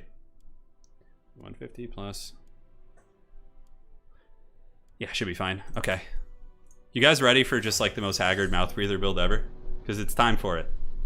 Are there chariot rules? Yeah. So yeah, today we're just kind of using banner rules. I switch between banner rules and fruit rules depending on the event. I'm trying to like gauge both of them and get feedback on them. So I'm pretty sure they're working together now to like unify the rules. I hope so. I hope that's the case. Oh no, the Slaanesh bots have arrived. Right as we get 669 viewers, it appears from the shadows. All right, I will, from here on out, be breathing heavily from my mouth, as this is like the most mouth-breathy high health build you could bring. I think I have enough units. Yeah, okay. So we got Foot Tyrion backed up by a couple units of Phoenix Guard, and you want to see the really OP thing? I brought this item on Henry Cavill here that gives magic resist. So against Foot of Gorks and Brainbusters, I will be slightly more durable. So then we have Reavers. We got a couple Silver Helms just to like kind of fight, and then we have a Phoenix. This is just such a mouth-breathing build. Foot of Gork, honestly, would be pretty rough. Hey, Cry, thank you so much. This is a day 2 of a hungover. Thank you for keeping your live. Damn, dude, 2 days? You must have gone pretty hard. I usually don't drink more than like a beer or 2 now when I do go out. I just like, my body doesn't handle it anymore. We need a hero. You guys like this build, don't you? What is this, an army for ants? Oh, I love that so much. So yeah, I mean, we got the one Phoenix. I wanted to have Terror out. Ideally, they just like wash. But like, if he brings Foot of Gork, I'm in big trouble. If he brings Foot of Gork, I probably just die. Because he just stomps my Phoenix card, And I'm like, oh. That's why I brought the item on the Lore Master of Hoeth to get the magic res, but I don't think it's going to matter. Yeah, Rickards, it's not the best build I've ever done, but it's a fun one. We're having fun today. We're trying some experimental stuff, so. We're just going to like skirmish a little bit, harass a little bit, and just have Tyrion chill back here and just, await the greenskin invasion. Got to make sure I'm not too close. We'll get up on the...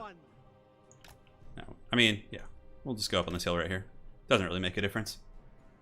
How does this deal with infantry? Silver Helms and Arcane Phoenix and Sunfang from Tyrion.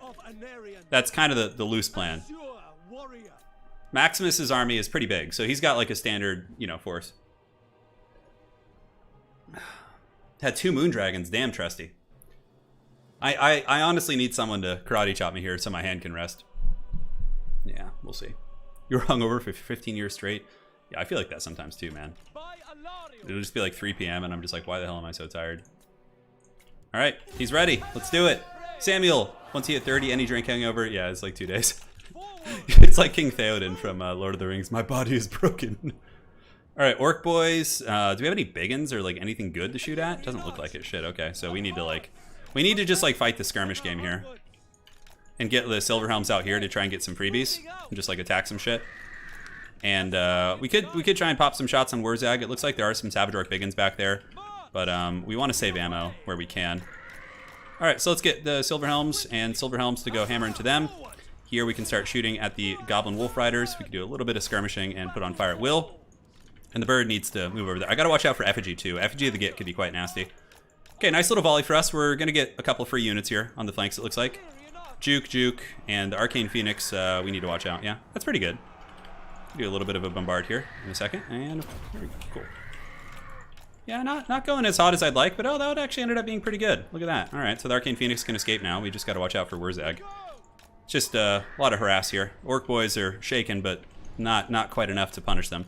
As a matter of fact, maybe we dive in here, try and get a freebie real quick. It's hard to say. Well, we'll just keep skirmishing. Silverhelms need to finish them off. How are these goblins still holding? God damn. That is very, very surprising.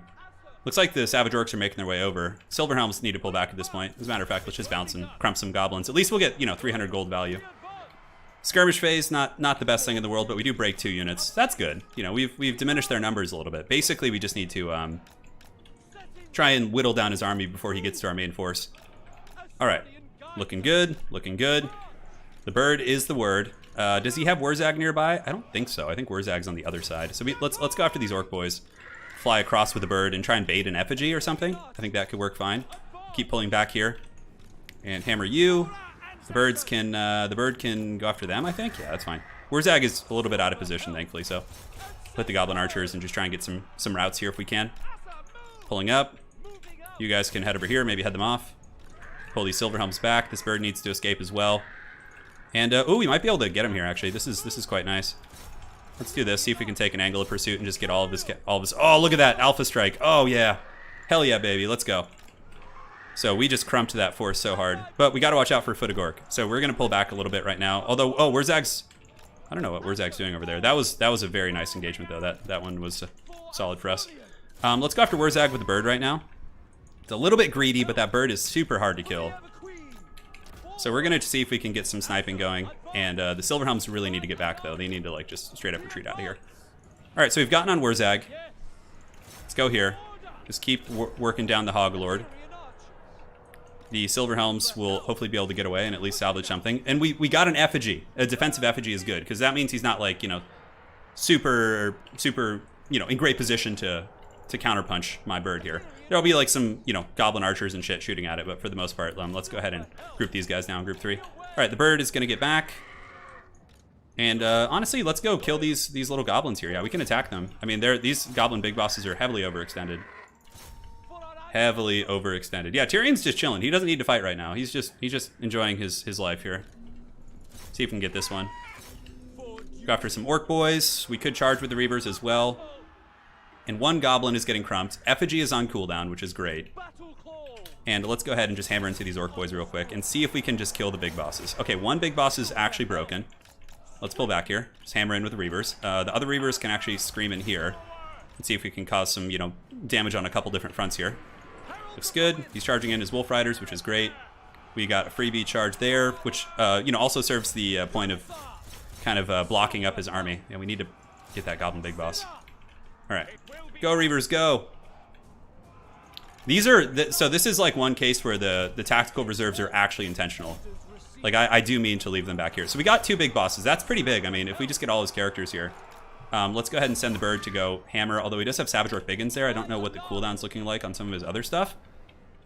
His army's making his way over, but Tyrion should be okay there. Yep, just get the big boss off the battlefield. These Silverhelms can loop around the back and maybe get his archers, and Wurzag is also wavering now too. All right, so yeah, let's just move in with our blob and just fight. Oh, he's got Fanatics there. Okay, so we need to be careful. Let's pull back our dudes and just have Tyrion fight. Great, so yeah, both big bosses karate chops. The bird actually was able to get his lord. Go here, and let's just keep hammering into Wurzag. And yeah, Tyrion and company are just going to pile in and fight now. We don't need to fight with our dudes here, because he's just trying to fanatic me right now. And yeah, we're just going to keep being really obnoxious with our bird. The bird needs to pull back. Tyrion needs to do his nastiness now, which is Sunfang. And we can send in 1 unit to help, maybe. All right, cool. Pulling back here. The bird is a little bit trapped up, which is quite haggard, but... Ooh, nice effigy. That was a good effigy. Might be able to get my bird now. Sunfang did some excellent work. Reavers could just keep shooting into the Savage Orc Biggins. Hopefully they can finish these off. And yeah, where else do we want to go? Anyways, let's fight. Let's fight. The bird is gonna die. Yeah, we lost the bird. That's pretty big. That's really nice for him. That gives him a pretty good little fighting opportunity here. Silverhelms need to cycle charge a little bit. And Tyrion and company just gonna basically bump and grind here, and we're gonna keep some of the units a little bit separated. It was somewhat inevitable that I would lose that. So we're gonna use an Earthblood here. Let's get them around the back. And these are Orc boys, so we can hammer into the Orc boys. So let's do that. Have you guys get here. And how's Tyrion and company doing? Yeah, the Fanatics went in, but they didn't do that much damage, which is excellent. So pulling back here with them, placing the Silver Helms, pulling you guys across. Those damn archers need to go. We need to kill these archers. No more games. How's Tyrion and the company doing? All right, so let's form ranks back here. We have Spirit Leech, but Earthblood is exponentially more important, so. The bird has paid the toll. It has paid the toll, but there we go. Yeah, archers should be shut down here. Maybe not, actually. I guess the Reavers don't do a ton of damage. Let's have you guys bounce back and go after the Orc boys here. The wall is active, so let's go ahead and pop this, and now we can go ahead and rear charge in here. That was kind of the plan, just kind of surround and charge. Silver Helms just bouncing back and forth, certainly causing some damage, but Sunfang will be off on cooldown, or it'll be back here soon. And the Keepers of the Flame getting that charge there is quite devastating. Alright. So, Wurzag is here. We have a couple units that have rallied. Let's go after these Night Goblins here. I think that would feel quite good. Charge into the Savage Orcs, just try and wear them down. Just wait for Earthbloods to come off cooldown, that's basically it. We could Spirit Leech the Black Orcs too, actually. I think that might be a prudent idea, because they're really the main problem. Ooh, really nice Fanatics there. I think you might have got me that time with them. Alright, so just keeping these Savage Orcs away from the main force, basically. Spirit Leech is down, the Phoenix Guard are holding, and Earthblood here once they get in range. Alright, so the allies are in range. You hammer them a little bit. We'll have another Sunfang in like, what, 6 seconds? Yeah, let's get these archers.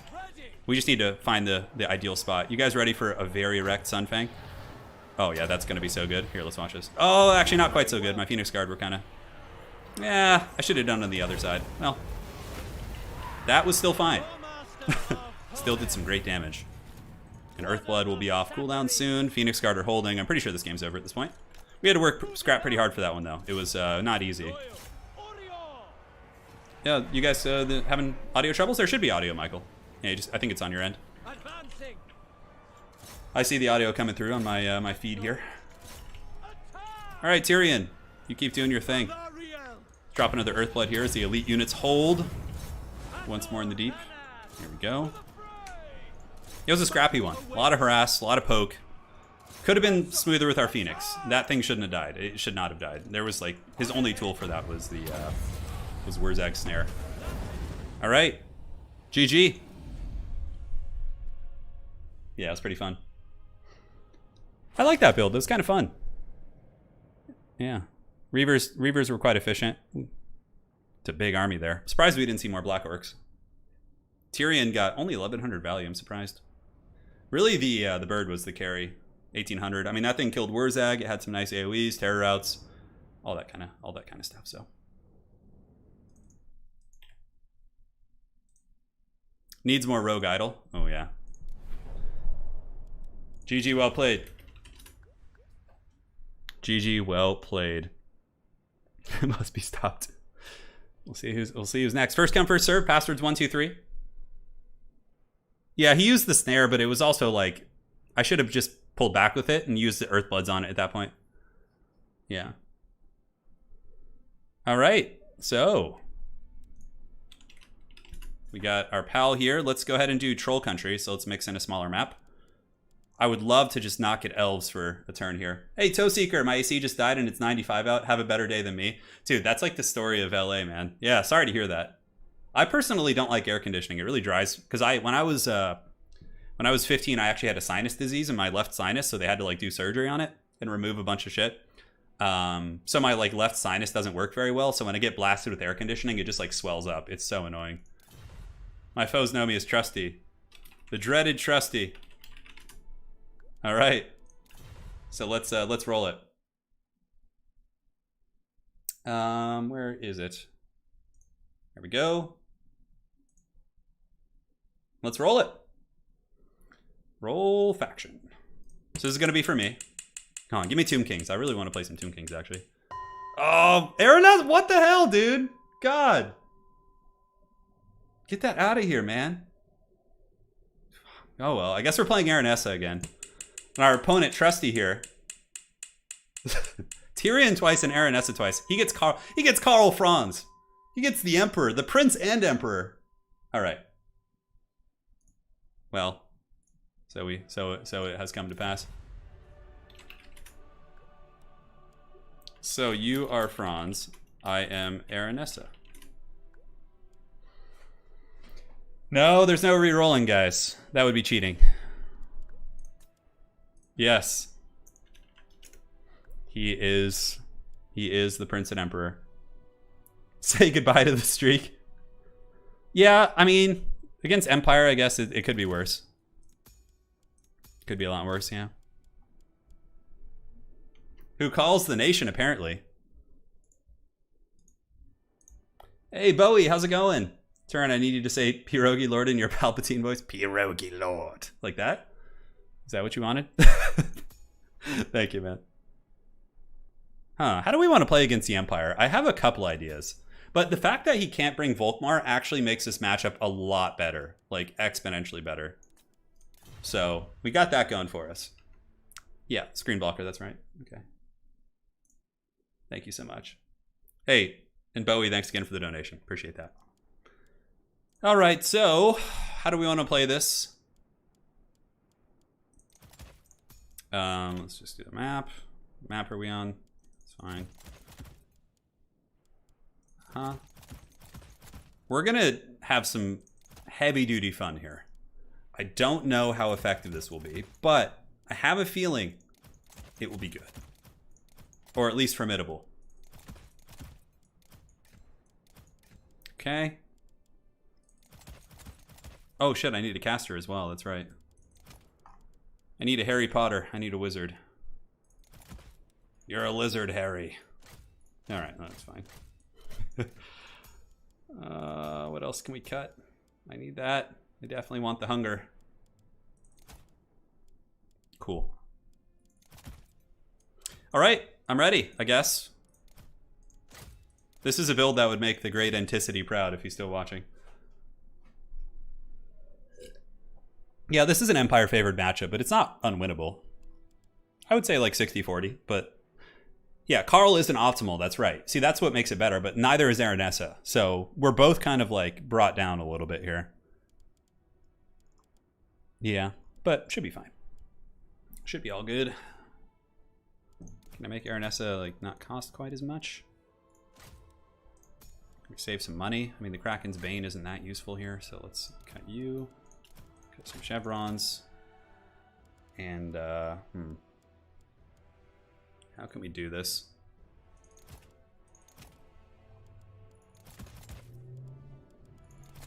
Alright, so looking at my army, I think I have everything I need. Ready. Alright, this is gonna be a fun one, man. This is some old school stuff. Am I bringing dogs? Always. But I'm talking like old school Anticity when he had mass gun lines. The old school, when Coast was able to do that effectively. Yeah, Karl Franz is cool. I have a Karl Franz model right behind me, actually. Yeah. I painted him differently, though. I didn't paint it like Deathclaw. My Deathclaw is painted with, it has like pale gray skin with like black and brown wings, and then it has like gray, like dry brush highlights on it and stuff. So it's more of like a grimdark looking one.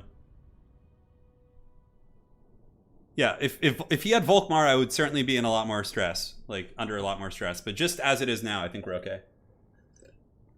Yeah. All right, let's party. Bloats? No bloats this time, actually. No. Sec. All right. So basically, we just have a massive erect gun line. We got 4 deck gunners in the back. Going to be dropping some serious base on this Empire army. We got a couple bombers, and to protect our back line, we're actually going to use like Sirens with dogs, which hopefully will work out. Bombers are very good against state troopers, flagellants, things like that. Yeah, it's just a fun build. Just a fun build we got here. And we can put the guns here, and no, bombers are going to go there. So the guns will be like more offset, like a defensive posture. I should have probably brought some extra powder. I mean, at least I have a net here too, and the net will be helpful. Bombers here, like so. Not a single crab, no. No crabos. No crabos today. Sirens are going to be very defensive. They can kind of almost keep up with Empire Heavy Cavalry, and then the dogs are just going to be like a single goon squad rolling around. I'll regroup things when the battle starts. I usually just do this for the initial movement and stuff, so. That's a lot of guns, man. Yeah. Aranessa's net can't hit air. I know, it's so stupid. Well, I mean, it makes sense. I mean, what is she going to throw a fishing net like up on Karl Franz, who's like flying on this giant fast beast? I mean, I guess it's a fantasy world, so anything's possible, but, you know. Ready. All right, so good luck to my opponent. Hopefully he'll put me down here. This is the Danny DeVito army. I just started blasting. Once I finish SG1, Lady Turin has never seen, she's never actually seen It's Always Sunny in Philadelphia, so we're gonna like binge watch it from the start. Although we might skip season 1 since Danny DeVito doesn't come in until season 2, but you know. Mess with the zombos, you get the bombos. I love that. That's so good. All right, let's see what he brought. I'm quite curious, actually. You know what? Let's take one dog just to harass his back line and keep the other two here. I think that's fine. All right, so we'll go there. Got some Empire Knights, a Bright Wizard. We got Franz there with all of his goodies, and some more Empire Knights here. Yeah, it should be fine. You know what? Let's take a Siren up and get like aggressive and see if we can like get some early picks there. Deck Gunners, not too many great targets. I mean, the Free Company Militia, I suppose, or something to shoot at. Aranessa will run on the same side as Franz, so we can net him if he lands. Let's run our caster up too. So, all right, Sirens are running. Doggos are on the way too. Bombers stand ready. Let's hope we can do the trick. These dogs are basically going to be a sweeper unit. Like anything that tries to get through, they're just going to try and hammer it down. So, yeah, I mean, these are just all shielded spears. It all sucks, but honestly, like, the battle's going to be fast, so we just want to shoot whatever we can here. All right, so let's go. Keep them back for a second. Just start unleashing some powder on these guys. It looks like there is some pressure coming in via some bows, so we're just going to kind of pull back there and, you know, reorient ourselves. So, all right, let's get the bombers up. Let's get the bombers up. Now we need to switch the deck gunners onto like something that actually matters, like these Empire Knights, for example. So let's switch and switch. Pull you guys here. These bombers can go there, and we can go ahead and do this. These guys can start shooting at these Empire Knights, and the doggos can go there. Cool. So far so good. Let's go ahead and just drop a summon here, just to buffer out that position a little bit, and see what happens. So yeah, we're getting some okay shots right now. I'm not seeing the Flaming Sword of Ruin active. Handgunners can start shooting those Empire Knights here, and let's pull the dogs in position. And yeah, he charged in with his Empire Knights, but you know, we have some solid positioning there, so we should be okay. All right, and let's taunt, do our thing. And the deck hunters continue to get some nasty damage. And this is some really, really brutal fire for sure. As a matter of fact, we'll Spearfisher's net there. Looks like he did get a, what's it called? Anti-Siren business. Oh, shouldn't have. Okay, maybe that invocation won't go off. Okay, it looks like it will. Interesting. All right, so let's just go get the doggos in here to kind of intercept for a second. And the bombers did okay. So now we need to get this and try and punish Franz a little bit. I think that's going to be a little bit of a better idea. We have some openings on the Huntsmen, so let's go ahead and kind of scream through with the doggos there. And these handguns can kind of buffer across, and now we can potentially punish Franz, actually. If he stays here, he is going to be paying a bit of a serious troll toll, as they say. All right, so let's drop a pistol summon over here to help out a little bit. Huntsman being attacked by our dudes is great. Those are Sigmar's sons there, so they're a little bit problematic. And yeah, it seems okay. Franz is kind of getting worked on, which is nice. He's very, very damaged here. And Aranessa and company, we need to go ahead and do this. So I have an invocation off cooldown. Unfortunately, my screw up earlier might have cost me a lot as it pertains to my dogs, but we do break those knights, which is good. So, do we pull back? Do we reset? Let's go ahead and get you guys coming here. Pull back, pull back, pull back. And the firepower seems to be doing okay. You know, the doggos are moving, and we should have an invocation soon, so feeling good about that. All right, so they got broken, but the Empire Knights did eventually get through to cause some problems for us. And we are dropping some serious shots on Franz. Let's pull you back. Deck gunners here were able to stabilize. So let's go ahead and shoot there. Pull you back. Get the guns in position. And now we can drop an invo on the doggos and the Sirens. All right, so what's coming through here? Some Empire Knights. They're pushing through. The Sirens have done their job, which is nice. Keep chasing the Huntsman where we can. And the pistol summons, yeah, still doing fine. Aranessa, we need to get back and like secure this position. Try and take out the Sigmar Sons. These doggos need to pull back ASAP. Start shooting at those Empire Knights as well. So we need to get some Sirens up there. He had a really, really nice, Flaming Sword of Ruin in that engagement earlier. All right, so yeah, Franz is attacking zombies, which is fine. Let's get the Sirens over. Just be very cautious with them. The Crossfire was able to stabilize our position. Shoot Franz now that he's on the ground again, and the handguns can just kind of position back here and honestly just shoot whatever the hell you can. Do we have our summons? We do have some summons coming off soon-ish. Franz, we can go ahead and slow him. We have the Spearfisher's Net, so if he does land back here, he's gonna pay a bit of a price. How are the dogs doing? Yeah, we could chase some Empire Knights with those ones. Keep these ones kind of on standby. Shoot the Bright Wizard. Shoot the Bright Wizard. And Aranessa could go in for some sort of a gooning attempt here. Franz is getting very, very beat up. I'm going to save these dogs to maybe go after these casters here. Syrenes. I think we forgot about our other ones. How are they doing? They're doing pretty good. Let's pull across. Just kind of kite backwards there. We don't need to take that fight. And Aranessa, let's go after the casters here. Yeah, why the hell not? So let's go after the Bright Wizard. I think he's more of a threat. So we're going to net him down and lay a proper whooping on him, as they say. All right, so we got some huntsmen. Let's pull back you guys. You guys square up and shoot. You guys square up and shoot. Just keep poking, harassing here. And it looks like Aranessa is going to lay a bit of a whooping, in the words of the great Hank Hill, on that caster. And now this one could die as well. Getting both of his casters here is definitely a big win. All right, so the shots are still going. Syrenes are causing problems wherever they go. Handguns are trading with huntsmen. And, you know, if you can actually get in range, it's a pretty nice little situation.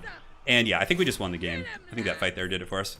All right, you guys get the Bright Wizard. Everyone else chase the other one off. We still have pretty good ammo on these units, and yeah. All right, cool, man. Shoot, pull back. The dreaded zombie kite is here. Do we need to chase these huntsmen? Probably not anymore. And we need to kill this other caster. We cannot let it live, because then Franz can heal. So let's go ahead and use the taunt on it. I hate that. Sometimes it's so hard to click on those units. Good, that unit shattered. We still have a pretty nasty gun line here. Like, we have, you know, a lot of our firepower. The 2 handgun units, the deck gunners. And that's it. Yeah, buddy. We did it. Aranessa. Yeah, that could be a fun one to cast later. It was kind of a cool display. All right, so let's look at the value. His build is good. It was a good build. Huntsman, you know, cheap state troopers, Empire Knights. It's the business. You know, with Franz though, it kind of does maybe cutting the bright. You need the magic damage. Yeah, it's kind of a tricky situation with Franz. You maybe even could have brought Horse Franz, but overall, the deck gunners were great. I mean, huge value. 600, 1400, 16, 12, and then the guns. Some of them did okay. The other one was kind of on the run nonstop, but yes, good. Good, Anakin, good. It does. Yeah, he's saying it feels weird without Volkmar. Yeah, exactly. Volkmar is strong. The 4 deck gunners can kill him, but it's not easy. It's not easy at all. All right. So, yeah, man. We're going. Lord Anticity is proud. Okay, we got cries for here. Let's do it. Let us do it. We'll go on Angui. Man, I would love to get like an aggressive faction like North Scare Beastmen or something. Hey, yeah, thank you guys. Pirate metal while playing Coast. I would happily listen to that like on stream, but the problem is I can't without getting copyright slapped. All right, so we are switching on over to the roll. This is going to be my faction. Clintbet, you have to rest your hand tomorrow. Yeah, tomorrow's the rest day. I get Dryka. Oh my god, it's just elves all day. Dryka versus, who's it going to be? Sigvald. Ooh. Oh god, Dryka versus Sigvald. You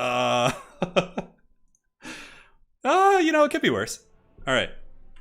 Sigvald for you. Dryka for me. All right, here we go. Dryka has a sub-faction, right? Doesn't she have like an Angry Tree faction? Yes, the Wargrove of Woe. Could that be arranged? Sigmar, give me strength, I know. Dryka's not bad here. She's got Pendulum, Feebling Foe, Melkoth's, like a couple of useful abilities. So I'm pretty happy with this. Pretty happy with this. Show me the Dark Elves at least. So Ferret Knife, I actually got Dark Elves was one of my first games today.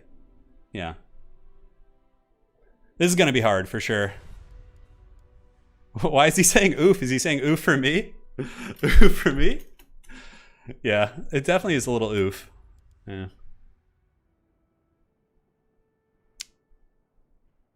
Yeah. Has an optimal Coast matchup again? No. Coast is actually disadvantaged versus Empire. That isn't. I'm an Empire main, I can tell you that. He says Wood Elves are annoying. Okay, well, you know. We'll see. We'll see what you do here. Usually, Chaos just spams like mass hounds and mass horsemen. It's pretty good.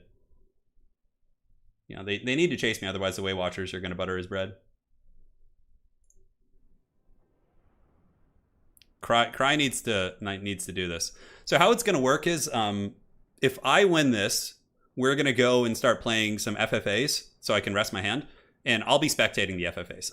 If I lose this, then Cry is free can attempt to beat my score of 6, and that will be it basically.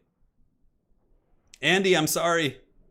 I know my schedule's pretty wild nowadays, huh?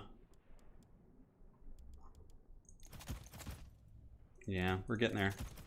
Dude, I am the pierogi lord, man. It's my favorite. I was in Poland for a week, so I was there from, let's see, so like August 21st to the 28th, and I ate pierogi 5 out of the 7 days I was there. Every morning, because we were staying in a hotel and or a flat, or kind of a rented apartment in Old Town Warsaw, and every morning Anna would be like, "Oh, so what do you want to have today?" I'm like, "Pierogi," and right underneath our flat was a restaurant that served it, so I would always just find a way to get us there, which is pretty funny. Yeah, good times. Good times indeed. How do we want to play this? You know what? Let's just do this. It's fine. This should be interesting. Yeah, it was really nice. We had a really good time. Okay. Looks good. It looks good. And how else do we want to play this? Yeah, they're probably not that useful. Yeah, they're so good. So good, man. Oh, you're fine, dude. You're fine. Yeah, you're Sigvald. You're Sigvald, brother. Yeah. Looks like he was just asking who he's playing. Okay, this could be fun. Let's mix in a couple of these. Then we can add in a couple of you. I'm hyped for this one. This is going to be fun. This is definitely going to be a fun battle. Probably don't need the shields on those. And yeah, this is like this is definitely not an expected style of play, I would say. I think it could be decent. And we just put you on horseback here. That's probably better. Cut these, yeah. That's much more cost effective. Wow. We need something to butter some bread. We need to cut some units here. Yeah, that's going to be pretty useless against Chaos. I want to do something fun for you guys. So that unit will, of course, be good. But how do we deal with other threats in that purview? All right, whatever. This is fine. This is such a weird build, but it could work. This is very, very different. Yeah, very, very different. We can cut you, and then maybe find some sort of a missile piece here. Yeah, cut that, cut that. Get one of those. How useful are these, really? I feel like not that useful. Although we need something to battle Marauder Horsemen. He's gonna have a shit ton of Marauder Horsemen and Hounds, which is just so meta and strong in this matchup. All right, here we go. Yeah, I was trying to think. Do we go, you know, the Blitz of Isengard, you know, with the trees? Do we do something that, like, is more aggressive with Blade Singers? Do we go triple Waywatcher, which is very meta, where you just, like, kite them backwards? But I don't feel like microing that right now, to be honest. My hand's getting a little bit beat up, so yeah, we'll see. Man, I'm so excited to see the new factions in Game 3. Like, the Chaos factions, like, Nurgle is the one I'm super excited for. I want to see the model for the Great Unclean one. That's going to be so rad. Where is this? And scoreboard, no. Army blocker, yes. Cool. Yeah, that is my old dog Wookie. It's not the first ugly beast I've had. My first dog I had, my childhood dog, was pretty hideous as well. It's where I developed my love for those unwanted ugly creatures. Wookie's the greatest. They got so much personality. All right, so yeah, we're going for like kind of a melee-centric rush, actually. We got like Dryads and Blade Singers and shit, so just trying to have some fun with it. I have no idea how it's going to go. You know, probably going to do pretty bad, but I also have a substantial cavalry corps. Like, substantial. We have one Azrai Spear just to like help against like heavy cavalry if he happens to bring any. And then we have a bunch of like different, you know, cav units here. So I brought a single Hawk Rider just to like harass and rear charge. Yeah, it's gonna be an interesting build. I'm really not sure how this is gonna go. So the Glade Spear dudes can be chilling in group 3. You guys can be 4. These are for killing marauders, and these guys are just for, you know, harassing and doing their thing. So we'll hang out there and see what we can find. So yeah, it's like a melee focused Wood Elf build. No missiles at all, actually. Just get in there and battle chaos up close and see how it goes. See how it goes. So ready. Yeah. Yeah, Wookiee was pretty decrepit when we got him. We got him when he was 5 years old, and he lived to be about 15 or 16. So we had him for a little over 10 years. He had a huge spinal deformity. That was probably why people were, you know, not adopting him or whatever. But yeah, he was a fun beast, majestic creature. Yeah, this looks pretty terrifying. Just no biggie. Just taking a quick cursory look here at this force. I feel like I'm in some danger. So we'll try and get an ambush here, move you guys up, and yeah, just have some fun with it, man. We just need to harass the horsemen and hounds. Okay, it looks like he's going to come into the bushes here, which I'm hoping we can potentially just get a freebie here with these Sylvan Knights. We'll see how well he's paying attention here. All right, so Sylvan Knights should get some big work in. We'll fly you in. Move you guys over here. And yeah, that's pretty good for us. Spirit Leech coming down, but we do get 2 Hound units, which is a huge, huge victory for us. And where are these guys? These guys are coming by, so let's go here. Chase off these hounds, and basically while we chase the hounds off, we reposition our army. Like, to make sure we get them off the battlefield. These ones should just break, to be honest. But yeah, we're just gonna kind of reposition. He got a Spirit Leech off, which was kind of cool. But yeah, I don't think we can afford to chase that far, so let's pull back. Pull back, let's get in here. Go after this, get you guys around the top, and just kind of move my melee force over there a little bit, and hopefully we'll be okay. Cool. So yeah, Wild Rider charge, right out of the trees, very thematic. And let's get you guys across and get the Hawk Riders moving in. Move you there. And how is it looking here? So the horsemen, we don't really have too much to do against them, which is a little bit sad. Yeah, so our guys should win that fight. They should win that fight. Let's get Sylvan Knights moving on the Chaos Marauders there on the flank. Taking some poke on the Blade Singers, so we'll kind of rotate them away. And we do have the speed advantage, so we don't need to engage like quite yet. Hawk Riders can dive in there as well, and hopefully we could just bunker about some of those guys. Cool. So yeah, the damage continues to go. We can drop a regrowth here on the Sylvan Knights. We don't need to overcast per se, and it looks like he's trying to catch us with Marauder Horsemen, so I'm more than happy to, you know, let that roll, although Chariots are coming in too, which is very, very problematic. So pulling across, let's pull you guys back. Let's get these guys to go in, and the Blade Singers and Azrai Spears need to potentially deal with that. So, all right, so the backfield's going okay. Draco was able to distract quite a few forces there. Let's get the Dryads moving in, and the Wild Riders can also come back here. We need to kill the Chariots. The Chariots are just going to wreck us if we don't, so these Blade Singers are in their armor-piercing mode, which is nice.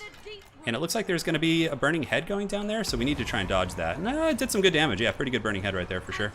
So let's go ahead and drop a Earthblood back here if we can. And we need to keep hunting down the Chariots.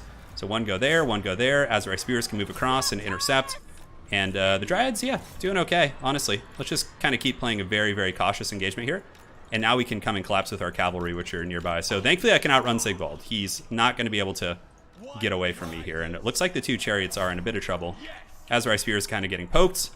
Just avoid fighting Sigvald until we absolutely have to. And we can have the Blade Singers fight here in the bushes.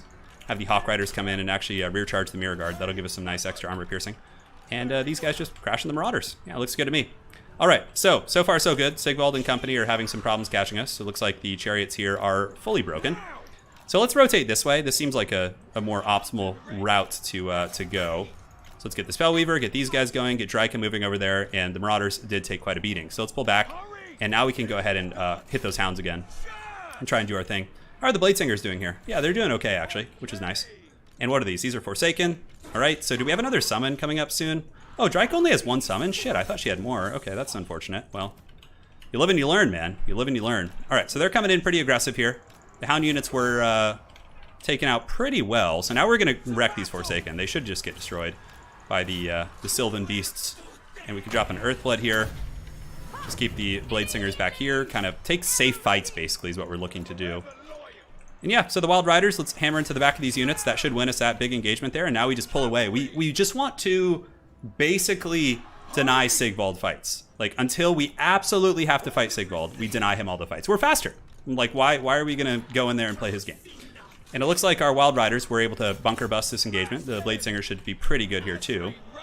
Sylvan Knights still doing their thing, and Draika... I could have sworn Draika had 2 summons, man. That is definitely a bummer, but it's okay. So the Glade Riders are back. Let's get them here. Let's pull these guys in and see if we can, like, actually win this damn fight here. It's definitely not an easy one. And it looks like a wild-ass Burning Head's going to be going down, which is actually a pretty good timing for my opponent. He did quite well. Let's pull around here. Just keep this fight, you know, delayed for as long as possible. Let's go up here. How fast is Draika? She's 43. Sigvald's 40, so we might have to sacrifice a unit here. I'm not sure which one. But the Azrai Spear is probably the best choice because they will kill the cavalry very quickly. So we get the charge there. Draika and company will get away. And let's just do this and kill the... just try and destroy everything in this blob here. Yeah, looks good. Hawk Riders fly back in. Excellent.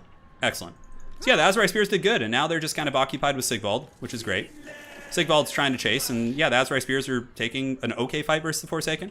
We don't want to pop that, obviously. Let's keep going, keep going. We got the Blade Singers, and this fight over here seems to be going well. Yeah, the Mirror Guard are dying. The Blade Singers should be able to kill the Forsaken, and the Hawk Riders can come in and seal the deal too. All right, so where's my Life Caster? I have some healing. I need to use it on the Sylvan Knights, most likely. We'll just save it for now. There's not really too much of a point.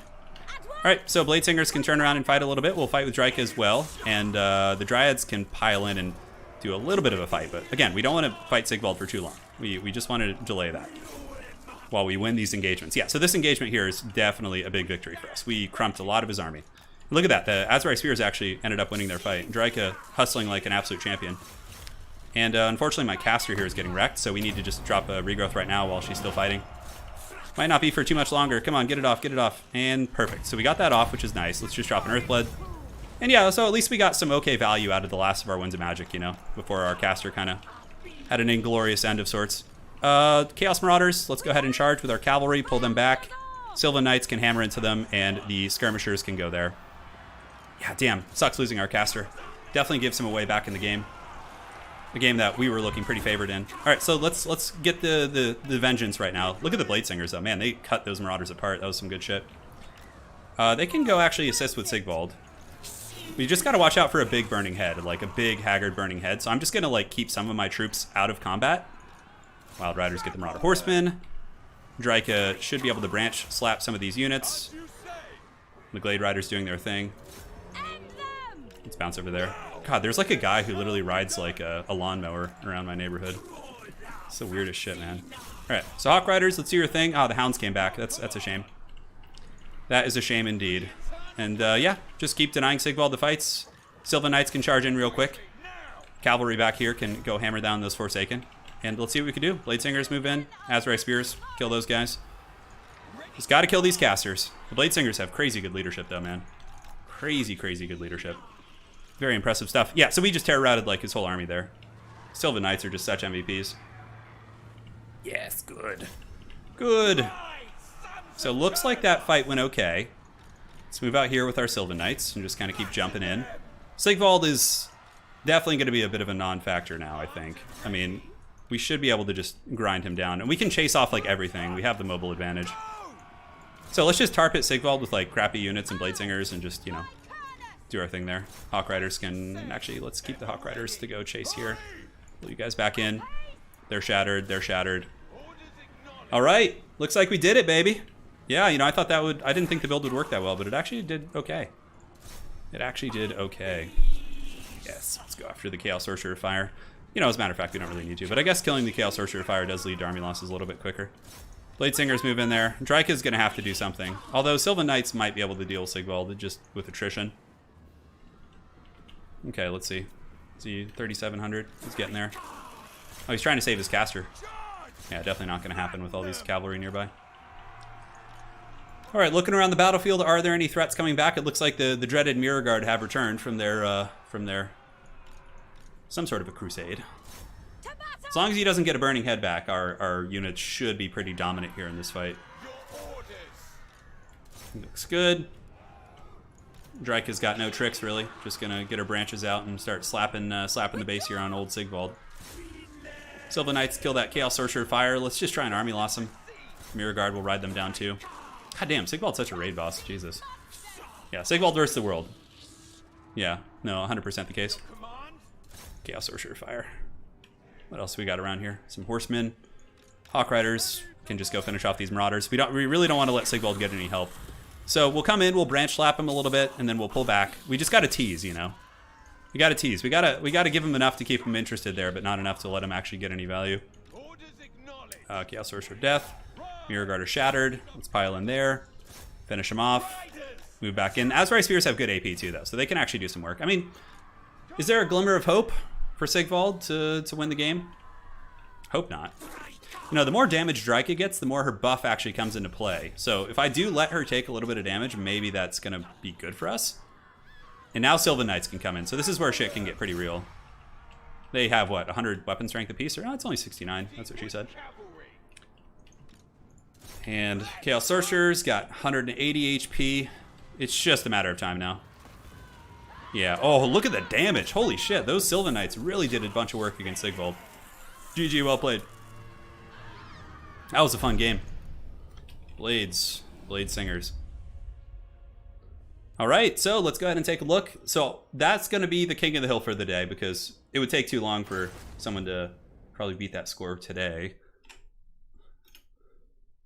So now we are going to do FFA. I'm going to host a lobby. Anyone's welcome to join. I'm not going to play. I got to rest my hand. So 400, 2,800 on those knights. Damn, son, that's some good value. The early Hound engagements were a big reason we won. Blade Singers did okay. Sigvald, of course, was a scourge as always. All right, so the lobby is going to be Turin FFA. We're just going to do one most likely to close out the stream. Turin FFA. Password is 123, and I'm hosting as a spectator. So get in here, guys. Come have some fun. Come have some fun. God, I really prefer streams where I get to play instead of casting. I wish I could do it more often. Hey, thank you guys. Appreciate the kind words. Yeah. We're back, baby. Yeah, today was a good day. All right, so we got the crew. So we will do the random rolls for this.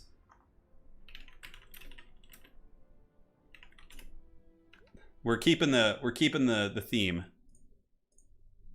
All right, so let's go ahead and do this. Go to the web browser. So this is from left to right. So for our leftmost player, we get Count Noctilus. Okay. So Noctilus, let me get a little notepad out here. Okay, Nock. And then for our next player, we will have, who's it gonna be? Ooh, Skrulk Daddy, okay. Skrulk. Then from our third from the left, he or she will be receiving Teclis. And then, who's it gonna be? Who are you gonna call? Oh, Imric, okay. So we got two elves here in this one. Very cool. So loading back in. Okay, Yoshi gets Noctilus. Hayden gets Skrulk. Pink gets Teclis. And then Ferret gets Imric. Oh yeah, buddy. He's like, oh come on. I love the sorrow, you know?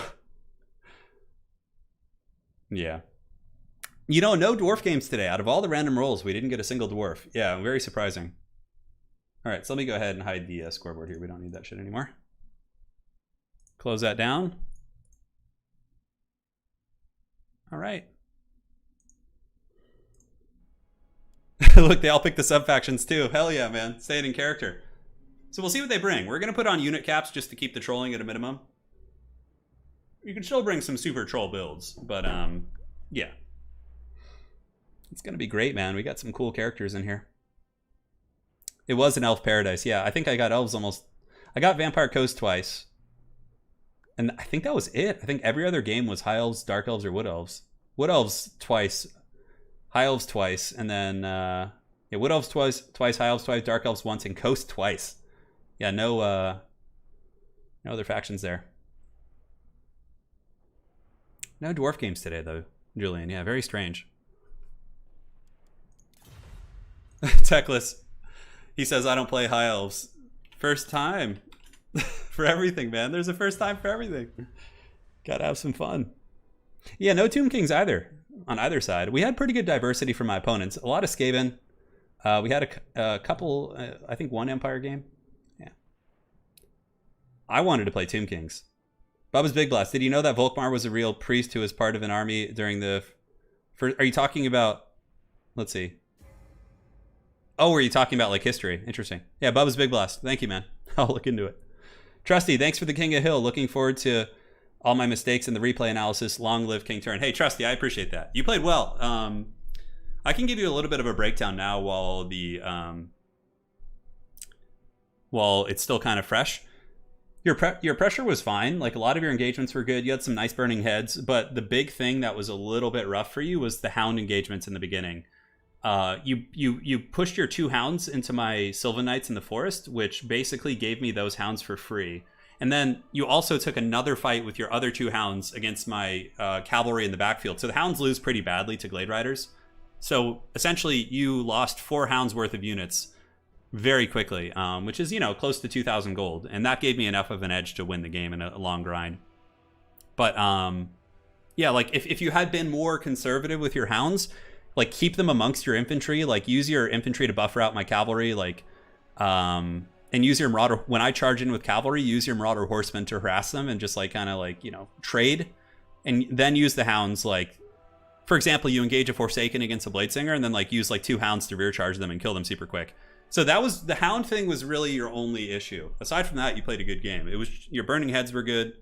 Oh, Trusty, okay, you were the Empire versus my coast. Okay, I was talking about last game. Yeah, with that one, let's see. I mean, yeah, I'm trying to think what the big issue was in that game. You needed something to get on the deck gunners for sure, but that's way easier said than done. I'd have to go back and look. All right, who do we lose? We lost our Noctilus player. Hopefully, we'll give Yoshi a minute to come back. If he doesn't come back, we'll just have one of you guys join. So we'll give Yoshi a minute here. Please, nobody join until we give Yoshi a minute to try and reconnect.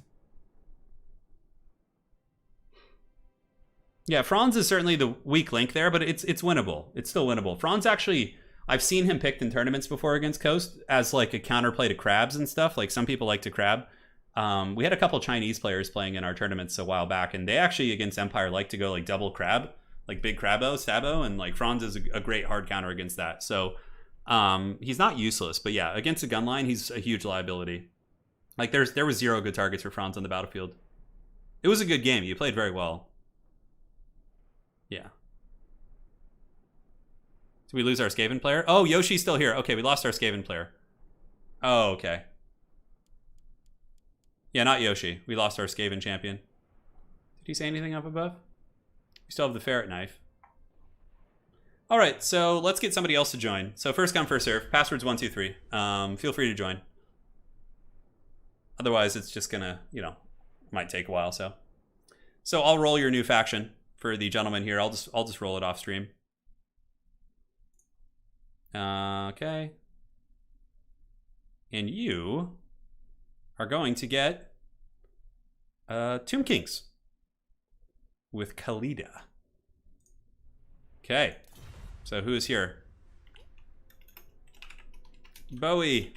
It is the dreaded Bowie. Hey, thanks for your donations today, man. Khalida for Bowie. Well, like, have fun. Yeah. Very cool. Bowie gets the Bone Giants. Bone Giants are very fun on this map for sure. So he'll just need to pick his army and we'll go from there. We have a ferret knife, but how about a possum spoon? I actually really like possums. I think they're cool creatures. I know they get a lot of hate because they're kind of scary looking, but I think they're really cool. And if I'm not mistaken, like possums, like the ones we have here in the cities in Los Angeles and California and stuff, I'm pretty sure they eat a lot of like nasty insects. Like they'll eat like things that are pretty, you know, trolling to the human population. So they have Pretty cool business there. The Toon Boys are here. Yeah, so they're pretty cool. We see them in our backyard a lot. They'll come through occasionally. My wife and I will see like a family of them trotting by or doing their thing. Cute little creatures. All right, so Big Yoshi is ready. Bowie obviously needs a little bit more time to pick his army. Teclis is getting his jams going, and Ferret Knife as well. The dreaded ferret wielding a knife. That's some shit right there. When we were when I first before Lady Turin, yeah, they eat ticks. That's what it is, which is awesome. Before Lady Turin came to the States to live out here, we lived in Poland for 3 months. We lived in like a cottage in the woods, which was pretty cool, and yeah, it was so awesome. And there was like a little hedgehog that like lived in our backyard, so we would go and we would set up like a little campfire, and we would sit and make some food and just hang out like on the cool nights during the summer. And the little hedgehog would always like truffle near us, and we could just see him, and it was like, oh man, it was the coolest thing ever. Hedgehogs are such cool creatures. Yeah. I would love to have a pet. I mean, obviously you can't really have a pet hedgehog, but it was kind of like one. It was there almost every day. We would see it. Yeah, must have had a little nest over there somewhere. Opossums have colder blood, 90 degrees or so they are very resistant to disease and very clean animals. Yeah, it's pretty cool. All right, we're getting this party started to close out the stream. Who will win? Should be quite a bit of fun. We have 2 elves here. We got Teclis as well as Imric. Pretty distinct though, as far as their playstyle and things like that. If I could have like one really strange pet like down the road, I'm talking like 10-15 years from now, if I'm ever able to afford a home in this cursed world, I would like to have like, okay, yeah, thank you, appreciate that, Andy, good catch, man, you're on top of it, that was so quick. I would like to have like a giant hog, like a huge like pig, not like your classical farm pig, but just like a hairy hog with like tusks. You know what I'm saying? Just some big grungy hog that lives in like the backyard and just like patrols the property. Yeah, wouldn't that be cool? Just have like a giant warthog or something. I always thought they were so cool. Like just a battle pig, dude. A battle hog. Yeah, anyways. It's something that it's a long-term goal. Someday perhaps it'll happen. I've always thought pigs were cool animals. Very smart too, apparently. Some of them, at least. All right, so here we are. The haggard hog, brilliant. I know. It'd be so cool. He's so badass. So taking a look here at the armies, we do have High Queen Khalida. Looks like she is going to be going for a vanguard. So Khalida, oh my god, look at this. Sepulchral Stalker Mass Vanguard. Holy shit. Backed up by a couple Carrion, looking to vanguard on the Vampire Coast army. Actually could be quite scary. They could pop the Gunnery White, maybe do some damage against Queen Bess. This is some wild shit for sure. Man. And yeah, for the Noctilus army, it's Noctilus Artillery, very defensive coast with a lot of hounds and some Bloody Reaver Depth Guard in the back. Now, looking over at the forces of Teclis here, we have the Arcane Phoenix combo, and this is a great choice here by Pink. Essentially, if you're newer to High Elves, like Arcane Phoenixes are a very forgiving unit, and generally I think are quite solid. So that's pretty cool. I like that a lot. He's got some spears and archers. And for Imric is going to be on horse. It looks like it's going to be Horseric, or yeah, Horseric the Wanderer here with a mage with Tempest and Apotheosis, and yeah, just a couple of random High Elf units, some White Lines of Crace and a Flamespire Phoenix and some skirmishers. Your orc side is showing. I know. Other men get sports cars in their midlife crisis. Yeah, you know what I'd like to do eventually is ride a motorcycle again. All through my early 20s, I rode a motorcycle in college. I didn't even have a car. So from what, 19 to like 22 or 23? Yeah, and then my hand problems developed and I had to stop riding, but that was probably some of the most fun I've ever had in my life. So Lady Turin and I will probably move somewhere a little bit more rural, get some land, get a big ugly pig. She'll probably want to get a horse or something because she loves riding horses, and yeah, maybe get a motorcycle again if my hands ever start working properly. Be pretty cool. You should get a potbelly. They're not really warthogs, but they're basically dogs in pig form. Oh yeah? Yeah, it's pretty rad. Pretty rad. So yeah, let's focus on the Vanguard here. This is going to be fun. We have the Sepulchral Stalkers coming in. pressing into the back of the Coast Army, and immediately we have a reaction from Big Yoshi. Big Yoshi going to be getting the halberds in position, the Bloody Reaver depth guard. He needs to start shooting these Sepulchral Stalkers. This actually could be very bad for Coast. Not for Coast, excuse me, for the Tomb Kings. Because, like, Sepulchral Stalkers are pretty terrible crowd-clearing units.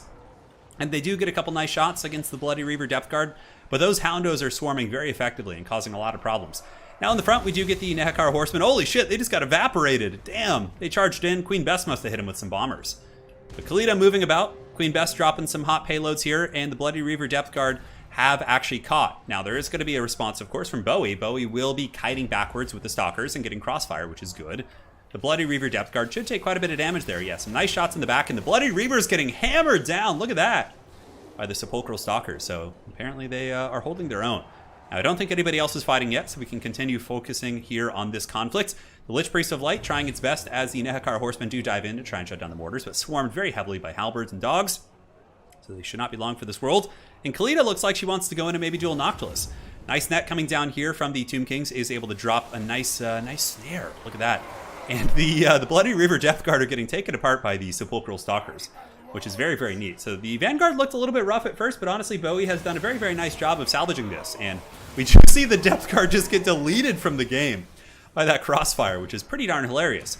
But now this is where things start to change. We get the two Phoenixes coming in from Pink here, and it looks like they're going to be charging in, and Anakin, I'm too weak. Hold on. I got too excited.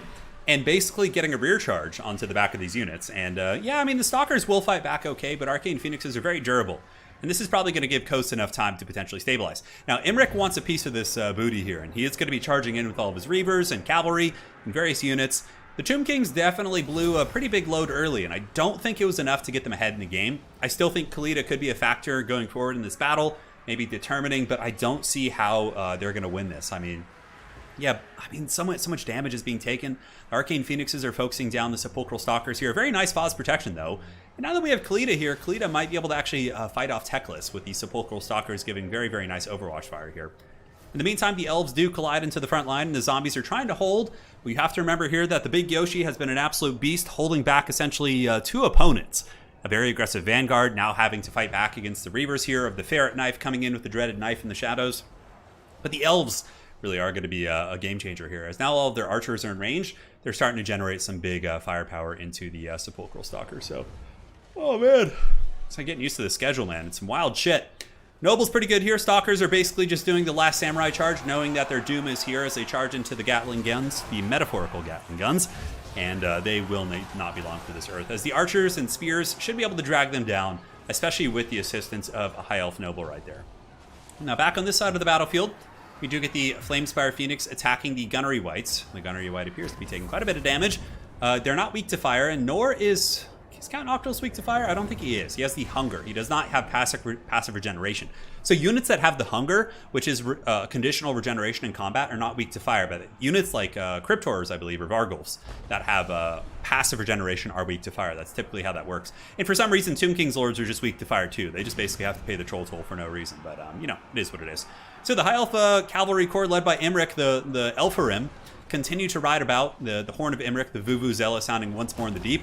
And basically the last of the Vampire Coast army here is going to be cleaned up. You can see that the dogs are going to be swarmed. Queen Bess is going to be going down the mortars. And that more or less is just going to be leaving the Gunnery White and Noctilus. Now on this side of the battlefield, pretty impressive hold here from the Tomb Kings, fighting a very heavy-duty force. But there's more than meets the eye. You know, Pink here was not able to commit their entire force to the battle, and now they're going to be battling white lines of Krace and Spheres, which will win this fight over here. So a lot going on. I mean, could we see a wild Tomb Kings victory? The Sepulchral Stalkers, I don't know how Bowie did it, but basically all the Sepulchral Stalkers have been not left alive, but they've survived somehow, and they're pretty numerous. I mean, 12 here, 7 here, we have another 12 here, and 11 here. So that's a very formidable force. Ooh, and look at that net coming down. So a huge net coming in, and now the Sepulchral Stalkers should be able to unleash some firepower. It's so buggy. Sometimes they still get to pile in, even when they're netted down, but yeah, it's so janky. One of the many issues we face, but still, they're still more or less netted in place, and we'll be taking quite a bit of fire as the Stalkers unleash hellish salvos. Looks like Tomb King still in first place. Big Yoshi rocking a solid second place at 8.5. The Pink here in 3.7, and the Ferret Knife creeping up in the shadows with 3.3. But I think the dreams of the Ferret Knife just went out the window as the Ferret received the knife in the end. the knife from the Tomb Kings as those cavalry get blasted into another dimension. I do not think that Imric is going to be able to hold the day, so Khalida looks to be using some fancy attacks there. Now, Tomb Kings are more or less, healthy at this point, and the Vampire Coast is crumbling down. Queen Bess unleashing its last payload here into the Elvish forces. And you know what? I guess my prediction about the Tomb Kings not having much of a chance was very, very wrong, because somehow they seem to be just fighting the good fight. Rotating about, I mean, they still have a ton of anti-large, and if the Elves end up fighting each other, this is the big victory condition for the Tomb Kings. Like, if the bolt throwers are taken offline by the other Elves, by Imric and Imric's forces, like, that is just huge. Then suddenly, the Sepulchral Stalkers don't really have too many natural counters left on the battlefield, outside of the Spears, of course. The Spears are quite good against them, and so too are the Archers. So the Archers could be very problematic in that case. So looking back across the battlefield, we do have the White Lions moving forward, but it looks like Pink did pull back the Arcane Phoenixes to help out in this fight, or at least one Arcane Phoenix. I'm not really sure what happened to Teclis. I think Teclis, oh yeah, okay, there's Teclis over there on the far side of the battlefield. Teclis got blasted into the Shadow Realm, most likely by the 4 Sepulchral Stalkers, so there it is. Shit's getting pretty damn wild here in this battle. White Lines of Grace still pushing through, but Silver and Guard will be able to hold them for a period of time. Typically, Silver and Guard do lose relatively badly against White Lines of Grace, but with the support of an Arcane Phoenix kind of getting in there and dropping its big bird talons in everybody's business, shit's going to get pretty darn crazy. Noctilus is still in the picture. Big Yoshi rock in second place. We could see some sort of an attrition victory, perhaps, from the Gunnery White as well as the Hard Knock Life. Depends on how many summons he has. A nice extra powder going down on the Salt Lord Scuttlers. And they're dropping some nice work right there. And yeah, still going to just keep generating value. But that does give the Tomb Kings a little bit more of an opportunity. As they do pile in, Tomb Kings commit very heavily to fight the Reavers. And also it looks like, ooh, Khalida is in big trouble here. Man, what happened to her? Oh, we were on the other side of the battlefield. Maybe just took some serious damage against these forces here. So Khalida is in a lot of trouble right now.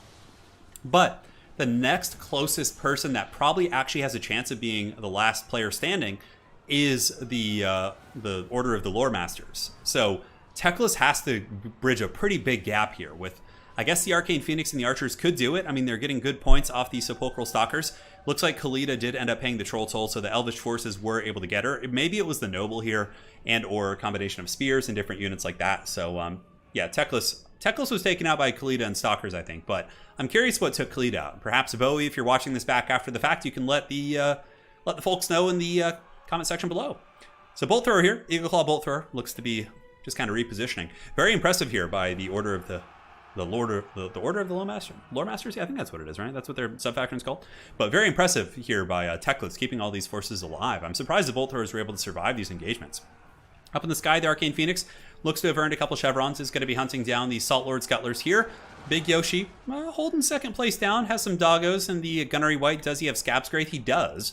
So Scab's Graith could yield a pretty good little profit here against some of these tightly packed Elvish units.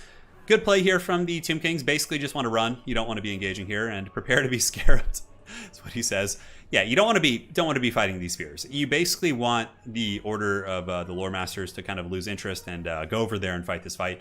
And then the Sepulchral Stalkers can get their bearings because, yeah, this is not an effective fight for you. The spears and the bows are going to be pretty good against those units here. So Anticity in chat, the Kraken King, calling that Noctilus wins. You think he's going to win? Really? It's almost 4,000 points though. He'd have to get more points and probably be last man standing. Well, obviously be last man standing. But Invocation going down or Arcane Conduit. Okay, it looks like the Arcane business is going down to perhaps get a little bit more healing. Bolt Thrower getting some nice value against the Stabbo Crabbo, and Noctilus and the Crab looking to go after the Arcane Phoenix, who has accrued 99 kills. Arcane Phoenix in terms of overall value at this point in the battle. Let me go ahead and check and see if I can. Come on, show me the bird! The bird has gotten 1,400, so not too crazy. And the bird does pull back as soon as Noctilus gets some friends. A really good Scab's Graith going down there. That was a beautiful one there by Big Yoshi. As he drops the bows on those units, the Arcane Phoenix prepares to do a bombardment. Oh, beautiful right there. Very, very nice. Now, it was just a summon unit, but still, that was a really, really nice one and was able to clear up that summon like right away. So now the Ferret Knife, perhaps despite the Ferret being out of the battle, the Ferret still has something to say about the outcome of this game. And the Ferret Knife is going to be charging in with the White Lions as well as these various units. Certainly will put some hurt on the Gunnery White, at least the White Lions will. And Noctilus responds in kind with an Invocation, while the Gunbats basically just drop their last payload and then dive in to help. So we'll see how that prediction goes. Ziggy, thank you for the $10. Hey, Turin, if you delved into the lucrative world of YouTube boxing, what would your ring name be? Oh, man. I don't know. I would probably grow a mullet and go by the Mad Mullet. Yeah. Yeah. Turin the Mad Mullet, you know, something like that. Yeah, for sure. And Ziggy, if you have connections in that world, sign me the hell up, dude. I would box a YouTuber for sure. Like, oh man, I would be, of course I'd probably, have some problems, maybe get wrecked depending on who it is, but like, dude, that would be so fun. You know, gives you something to like train for. I probably would need like another 6 months for my left hand to fully recover from surgery, but dude, I would be so down. I would be so down for some YouTube boxing. Dude, sign me up. More so YouTube Jiu-Jitsu, but YouTube boxing would be fun too. All right, so Noctilus and the Gunnery White just continuing to grind here. Nice cycle charging coming in from Pink here as he does continue to hammer down the Gunnery White. The Noble moving in. Could we see the Elves maybe creep it back up? I just don't think there's enough points left on the battlefield. I mean, I really think that Bowie and his dreaded Sepulchral Stalker Vanguard was very, very cost effective. Yeah, very, very cost effective. Dude, it's crazy. It's crazy how much some of those like YouTube boxer guys get paid. The thing is like, I don't think I'm a big enough YouTuber to like actually make any good money off it. Like, whereas like these guys with millions of subscribers, they bring a lot with them. So like it's justifiable to pay them like a couple $100,000 or whatever to fight. Like, but myself, yeah, I don't know. It would have to be some decent money. Not like crazy, but decent. Yeah. Total War YouTuber Boxing Royale. Oh man, that'd be some crazy shit. I don't know who else did boxing, who would have done boxing in our Total War community. I did it off and on. I've sparred about 6 times. I stopped after that because it was hard. You know, I was getting headaches and yeah, you know, I just didn't feel like it was worth it. So then I switched to jiu-jitsu at that point. But I'm not like a great boxer, by the way. I'm not great. I'm okay. I'm an athletic person, but not a great boxer. So. All right, looking around, I mean, it looks like the Tomb Kings are going to win this. Like, there's simply not enough points on the battlefield. Noctilus, I mean, depends on how many summons that he has. Oh, he actually has Pit of Shades. We could see some wild Pit of Shades here, like on these units, but I just don't think Big Yoshi can do it. I mean, it's weird. I mean, maybe if the Sepulchral Stalkers end up fighting the Spears in a blob and like Big Yoshi can just like survive and kind of be a vulture on the wings and then get the last man standing. I mean, it looks like Anticity's prediction may come true. Yeah. Turin versus Backyard Boar. Oh my god. Yeah, the most important thing I learned when I was doing boxing was cardio. Because at the time I remember lifting a lot of weights and, you know, being able to, lift weights and whatnot. But cardio is just such an important thing. It's so important. Yeah. I loved doing sparring and stuff, but it's just, I'm kind of a hypochondriac as it pertains to my health and stuff, so I didn't like, the downside of it. Whereas jiu-jitsu, like, you get like some aches and pains in your joints every now and then, but you don't like, the brain is the most important thing to protect, right? So that's why, like, I wouldn't want to do boxing as like a perpetual hobby. Yeah, some crazy shit. So Noctilus is going to be juking. It looks like we're watching some campaign right now as Noctilus jukes the ammunition of the High Elves, which is pretty hilarious. Poor Lore Master has been chasing these guys down. Look at Bowie. Bowie's like, kill Noctilus. So look at Bowie with the manipulation, the coercion. He's trying to talk the Elves into going after Noctilus, but the Elves are not going to be having any of that shit. And Pink is going to be putting all the fire here into the Sepulchral Stalkers. I love it. I love it. That is so funny. Yeah. Anyways, here it comes. Hard Knock Life moving into fight. He's like, just get me into combat. Looks like he's trying to get that Noble, actually, which he's not going to catch that Noble in a million years. Pretty good value being accrued here, though, by the order of the Lore Masters as they continue to blast into the Sepulchral Stalkers, which now getting into combat. Count Noctilus might be the last man standing, but those... Okay, man. Anticity's prediction here is becoming, like, eerily possible as we get into the later stages of this game. Yeah. Yeah, Micah, for sure. Muay Thai is a brutal sport. Muay Thai is, like, really brutal. Like, the guys who compete in Muay Thai, yeah, like concussions, like a lot of issues with their legs. Yeah, no, absolutely. It's a brutal one. King of the Dead wrestling match? I would for sure wrestle King of the Dead if he wanted to. But I'm not talking fake wrestling. Like, if he was going to wrestle me, it would have to be in, like, an actual grappling match. Like, submission grappling. Yeah, 100%. I would do that in a heartbeat. Yeah. No fake wrestling. I know that's what he does, like WWE style stuff. Yeah. So Count Noctilus moving in after the Spearman. And, I mean, can the Hard Knock Life grind this out? Noctilus going to win now? It's going to be very close. Big Yoshi is how many points down? Only like 2,500, honestly. He might be able to do this. Some crazy shit, man. Yeah, this is wild. This is some wild shit.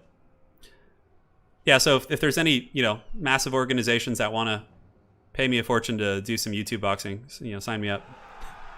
You know what's some really crazy shit that's going on in that world right now?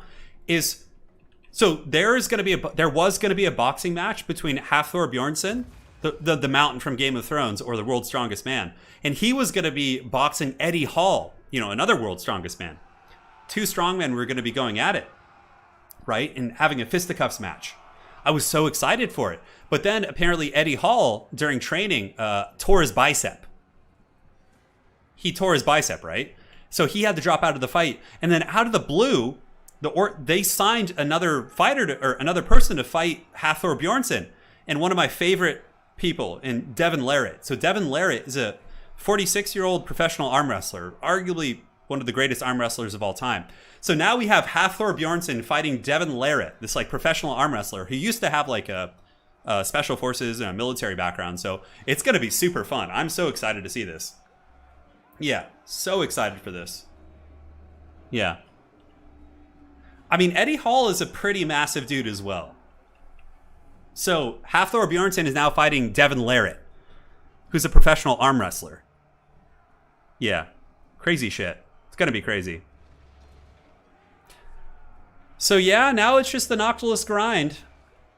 I think you've got to get it from the last... Yeah, they're both saying the fast forward right now, which is pretty funny. Yeah, Devin Larratt is fighting Thor. It's crazy. If you guys don't know who Devin Larratt is, look him up. He is awesome. Has a huge personality, really cool guy. And he's got a YouTube channel as well. So Noctilus just grinding. I mean, we can just kind of hang and chat a little bit. I mean, will the Elves be able to win this? I can't tell you how many battles with Noctilus I've seen end like this. This is just like textbook Noctilus here. Yeah. Devin can't straighten his arms, but yeah, that's true. But I think, I believe in Devin. He's got like, they're both diehard competitors. Thor is like healthier, younger, but Devin does have some, you know, military background. And also I think, the problem with Devin though is he only has 5 weeks to train, whereas Thor has been training for like 2 years or like a year. So it's pretty unfair. I mean, it's really stacked against Devin, but I'm still excited to see what he can do. Yeah. Dude, Devin Larratt is the man. He is so cool. Yeah. He got me into arm wrestling, like single-handedly. I started watching him compete, and yeah, super cool stuff. Anyways, so Count Noctilus here, 1800, getting grinded down to dust by the Elvish Spearman. The Arcane Conduit is active once again. If Noctilus gets like not an invocation, but a summon off, that just like ends it pretty much. You know, I think at this point, yeah, I think it's over. I think if Big Yoshi, you know, if the High Elves are the last one standing, then Bowie wins. But if Big Yoshi can survive with Noctilus with like a summon, that changes everything. When is the match? I think the match is like 4 or 5 weeks from now. Yeah, Devin beat Thor in arm wrestling. Oh yeah, 100%. Well, he's a professional arm wrestler. That's like his specialty. It'd be like if Devin were trying to compete in strongman against him, you know. Yeah. Noctilus might be able to get it though, man. This is getting close. This is smart what he's doing here. Oh, but there's a summon. Oh god. That's brutal. And the other archers are going to be piling in to help try and clear out that zombie summon. Noctilus is getting pretty low though. He's at, you know, sub 1,000 HP. His binding is quite critical. Spears have come back. The summon here very, very clutch. Yeah. This is great, man. 781, Spears pile in the back. Noctilus was at negative leadership for a second. The summon is gone. And it looks like the dreaded Tomb Kings might pull out victory with the assistance here of the High Elves. As Noctilus is at 200 HP. Damn, dude. Damn. That's some fun shit. So there we have it. That was a great way to end the stream. Really, really fun FFA. We had a wild-ass Vanguard coming in from mass sepulchral stalkers, mind you. Yeah. Dude, look at this. All right, so we're just going to look at value here. 2,400 on Cleta. 28 on these ones. 3,500 on these stalkers. 2,800. Holy shit. 17 on this one. Those stalkers did work that game. Now, looking at Coast, hard knock 3,000, obviously. The rest of the army kind of got swarmed, so probably nothing too crazy there. Good play here. For someone who said he didn't play Elves, he had a nice run, for sure. If Teclis had been saved, I think he could have won the game. And for the Ferret Knife, favorite name out of the bunch. But alas, the Ferret Knife and Emmerich paid the troll toll in the end, so... GG, well played. So, that is going to wrap things up for today. I gotta rest my hand. I would go longer, but my hand's killing me right now after playing all those games earlier, my friends. So, big thanks to everyone who joined today. It was a lot of fun. We'll be back soon. I'm going to be trying to stream every single day. I might take like a day off on the weekend to go play in a tabletop tournament, but I'm trying to get back into the rhythm of streaming. It's my favorite thing, so let's not mess around. And thank you to Ziggy Williamson, Trusty, Bubba's Big Blast, Clint Bett, Bowie, Toe Seeker, Sad Minotaur, Samuel Christensen, Cry, and again, I can't read the name in Japanese, but thank you so much, man. Chip, Anthony Riley, Henry Brooks, Sashimi Nissan, Cody Bear, Toe Seeker, Dimitri. Here comes that boy. Thank you guys all so much for your donations. Really appreciate that. It was a fun stream. We'll be back soon. If you guys enjoyed it, do drop a like on the way out. It helps quite a bit, but that is going to be it. We'll be back. We'll be back soon. I know, I'm sorry you just joined. We're just finishing, but you can go back and watch it. It'll be up soon. In the next like half hour, you guys will have this video. Tomorrow, I'm not sure what we'll do. Maybe another King of the Hill, but I probably won't play in it tomorrow just to rest my hand. Or maybe some sort of a tournament. I'm not sure. Or maybe a campaign too. I was thinking about doing an Orion campaign, Mel Gibson campaign, so we might do that as well. So I wanted to do a legendary Mel Gibson campaign where we focus on melee. Like we go for tech for Blade Singers and for Stag Knights and play that way. I think that'd be really fun. All right, that's it. Take care of yourselves. We'll see you next time. Cheers. And yeah, that's it. Take care, my friends.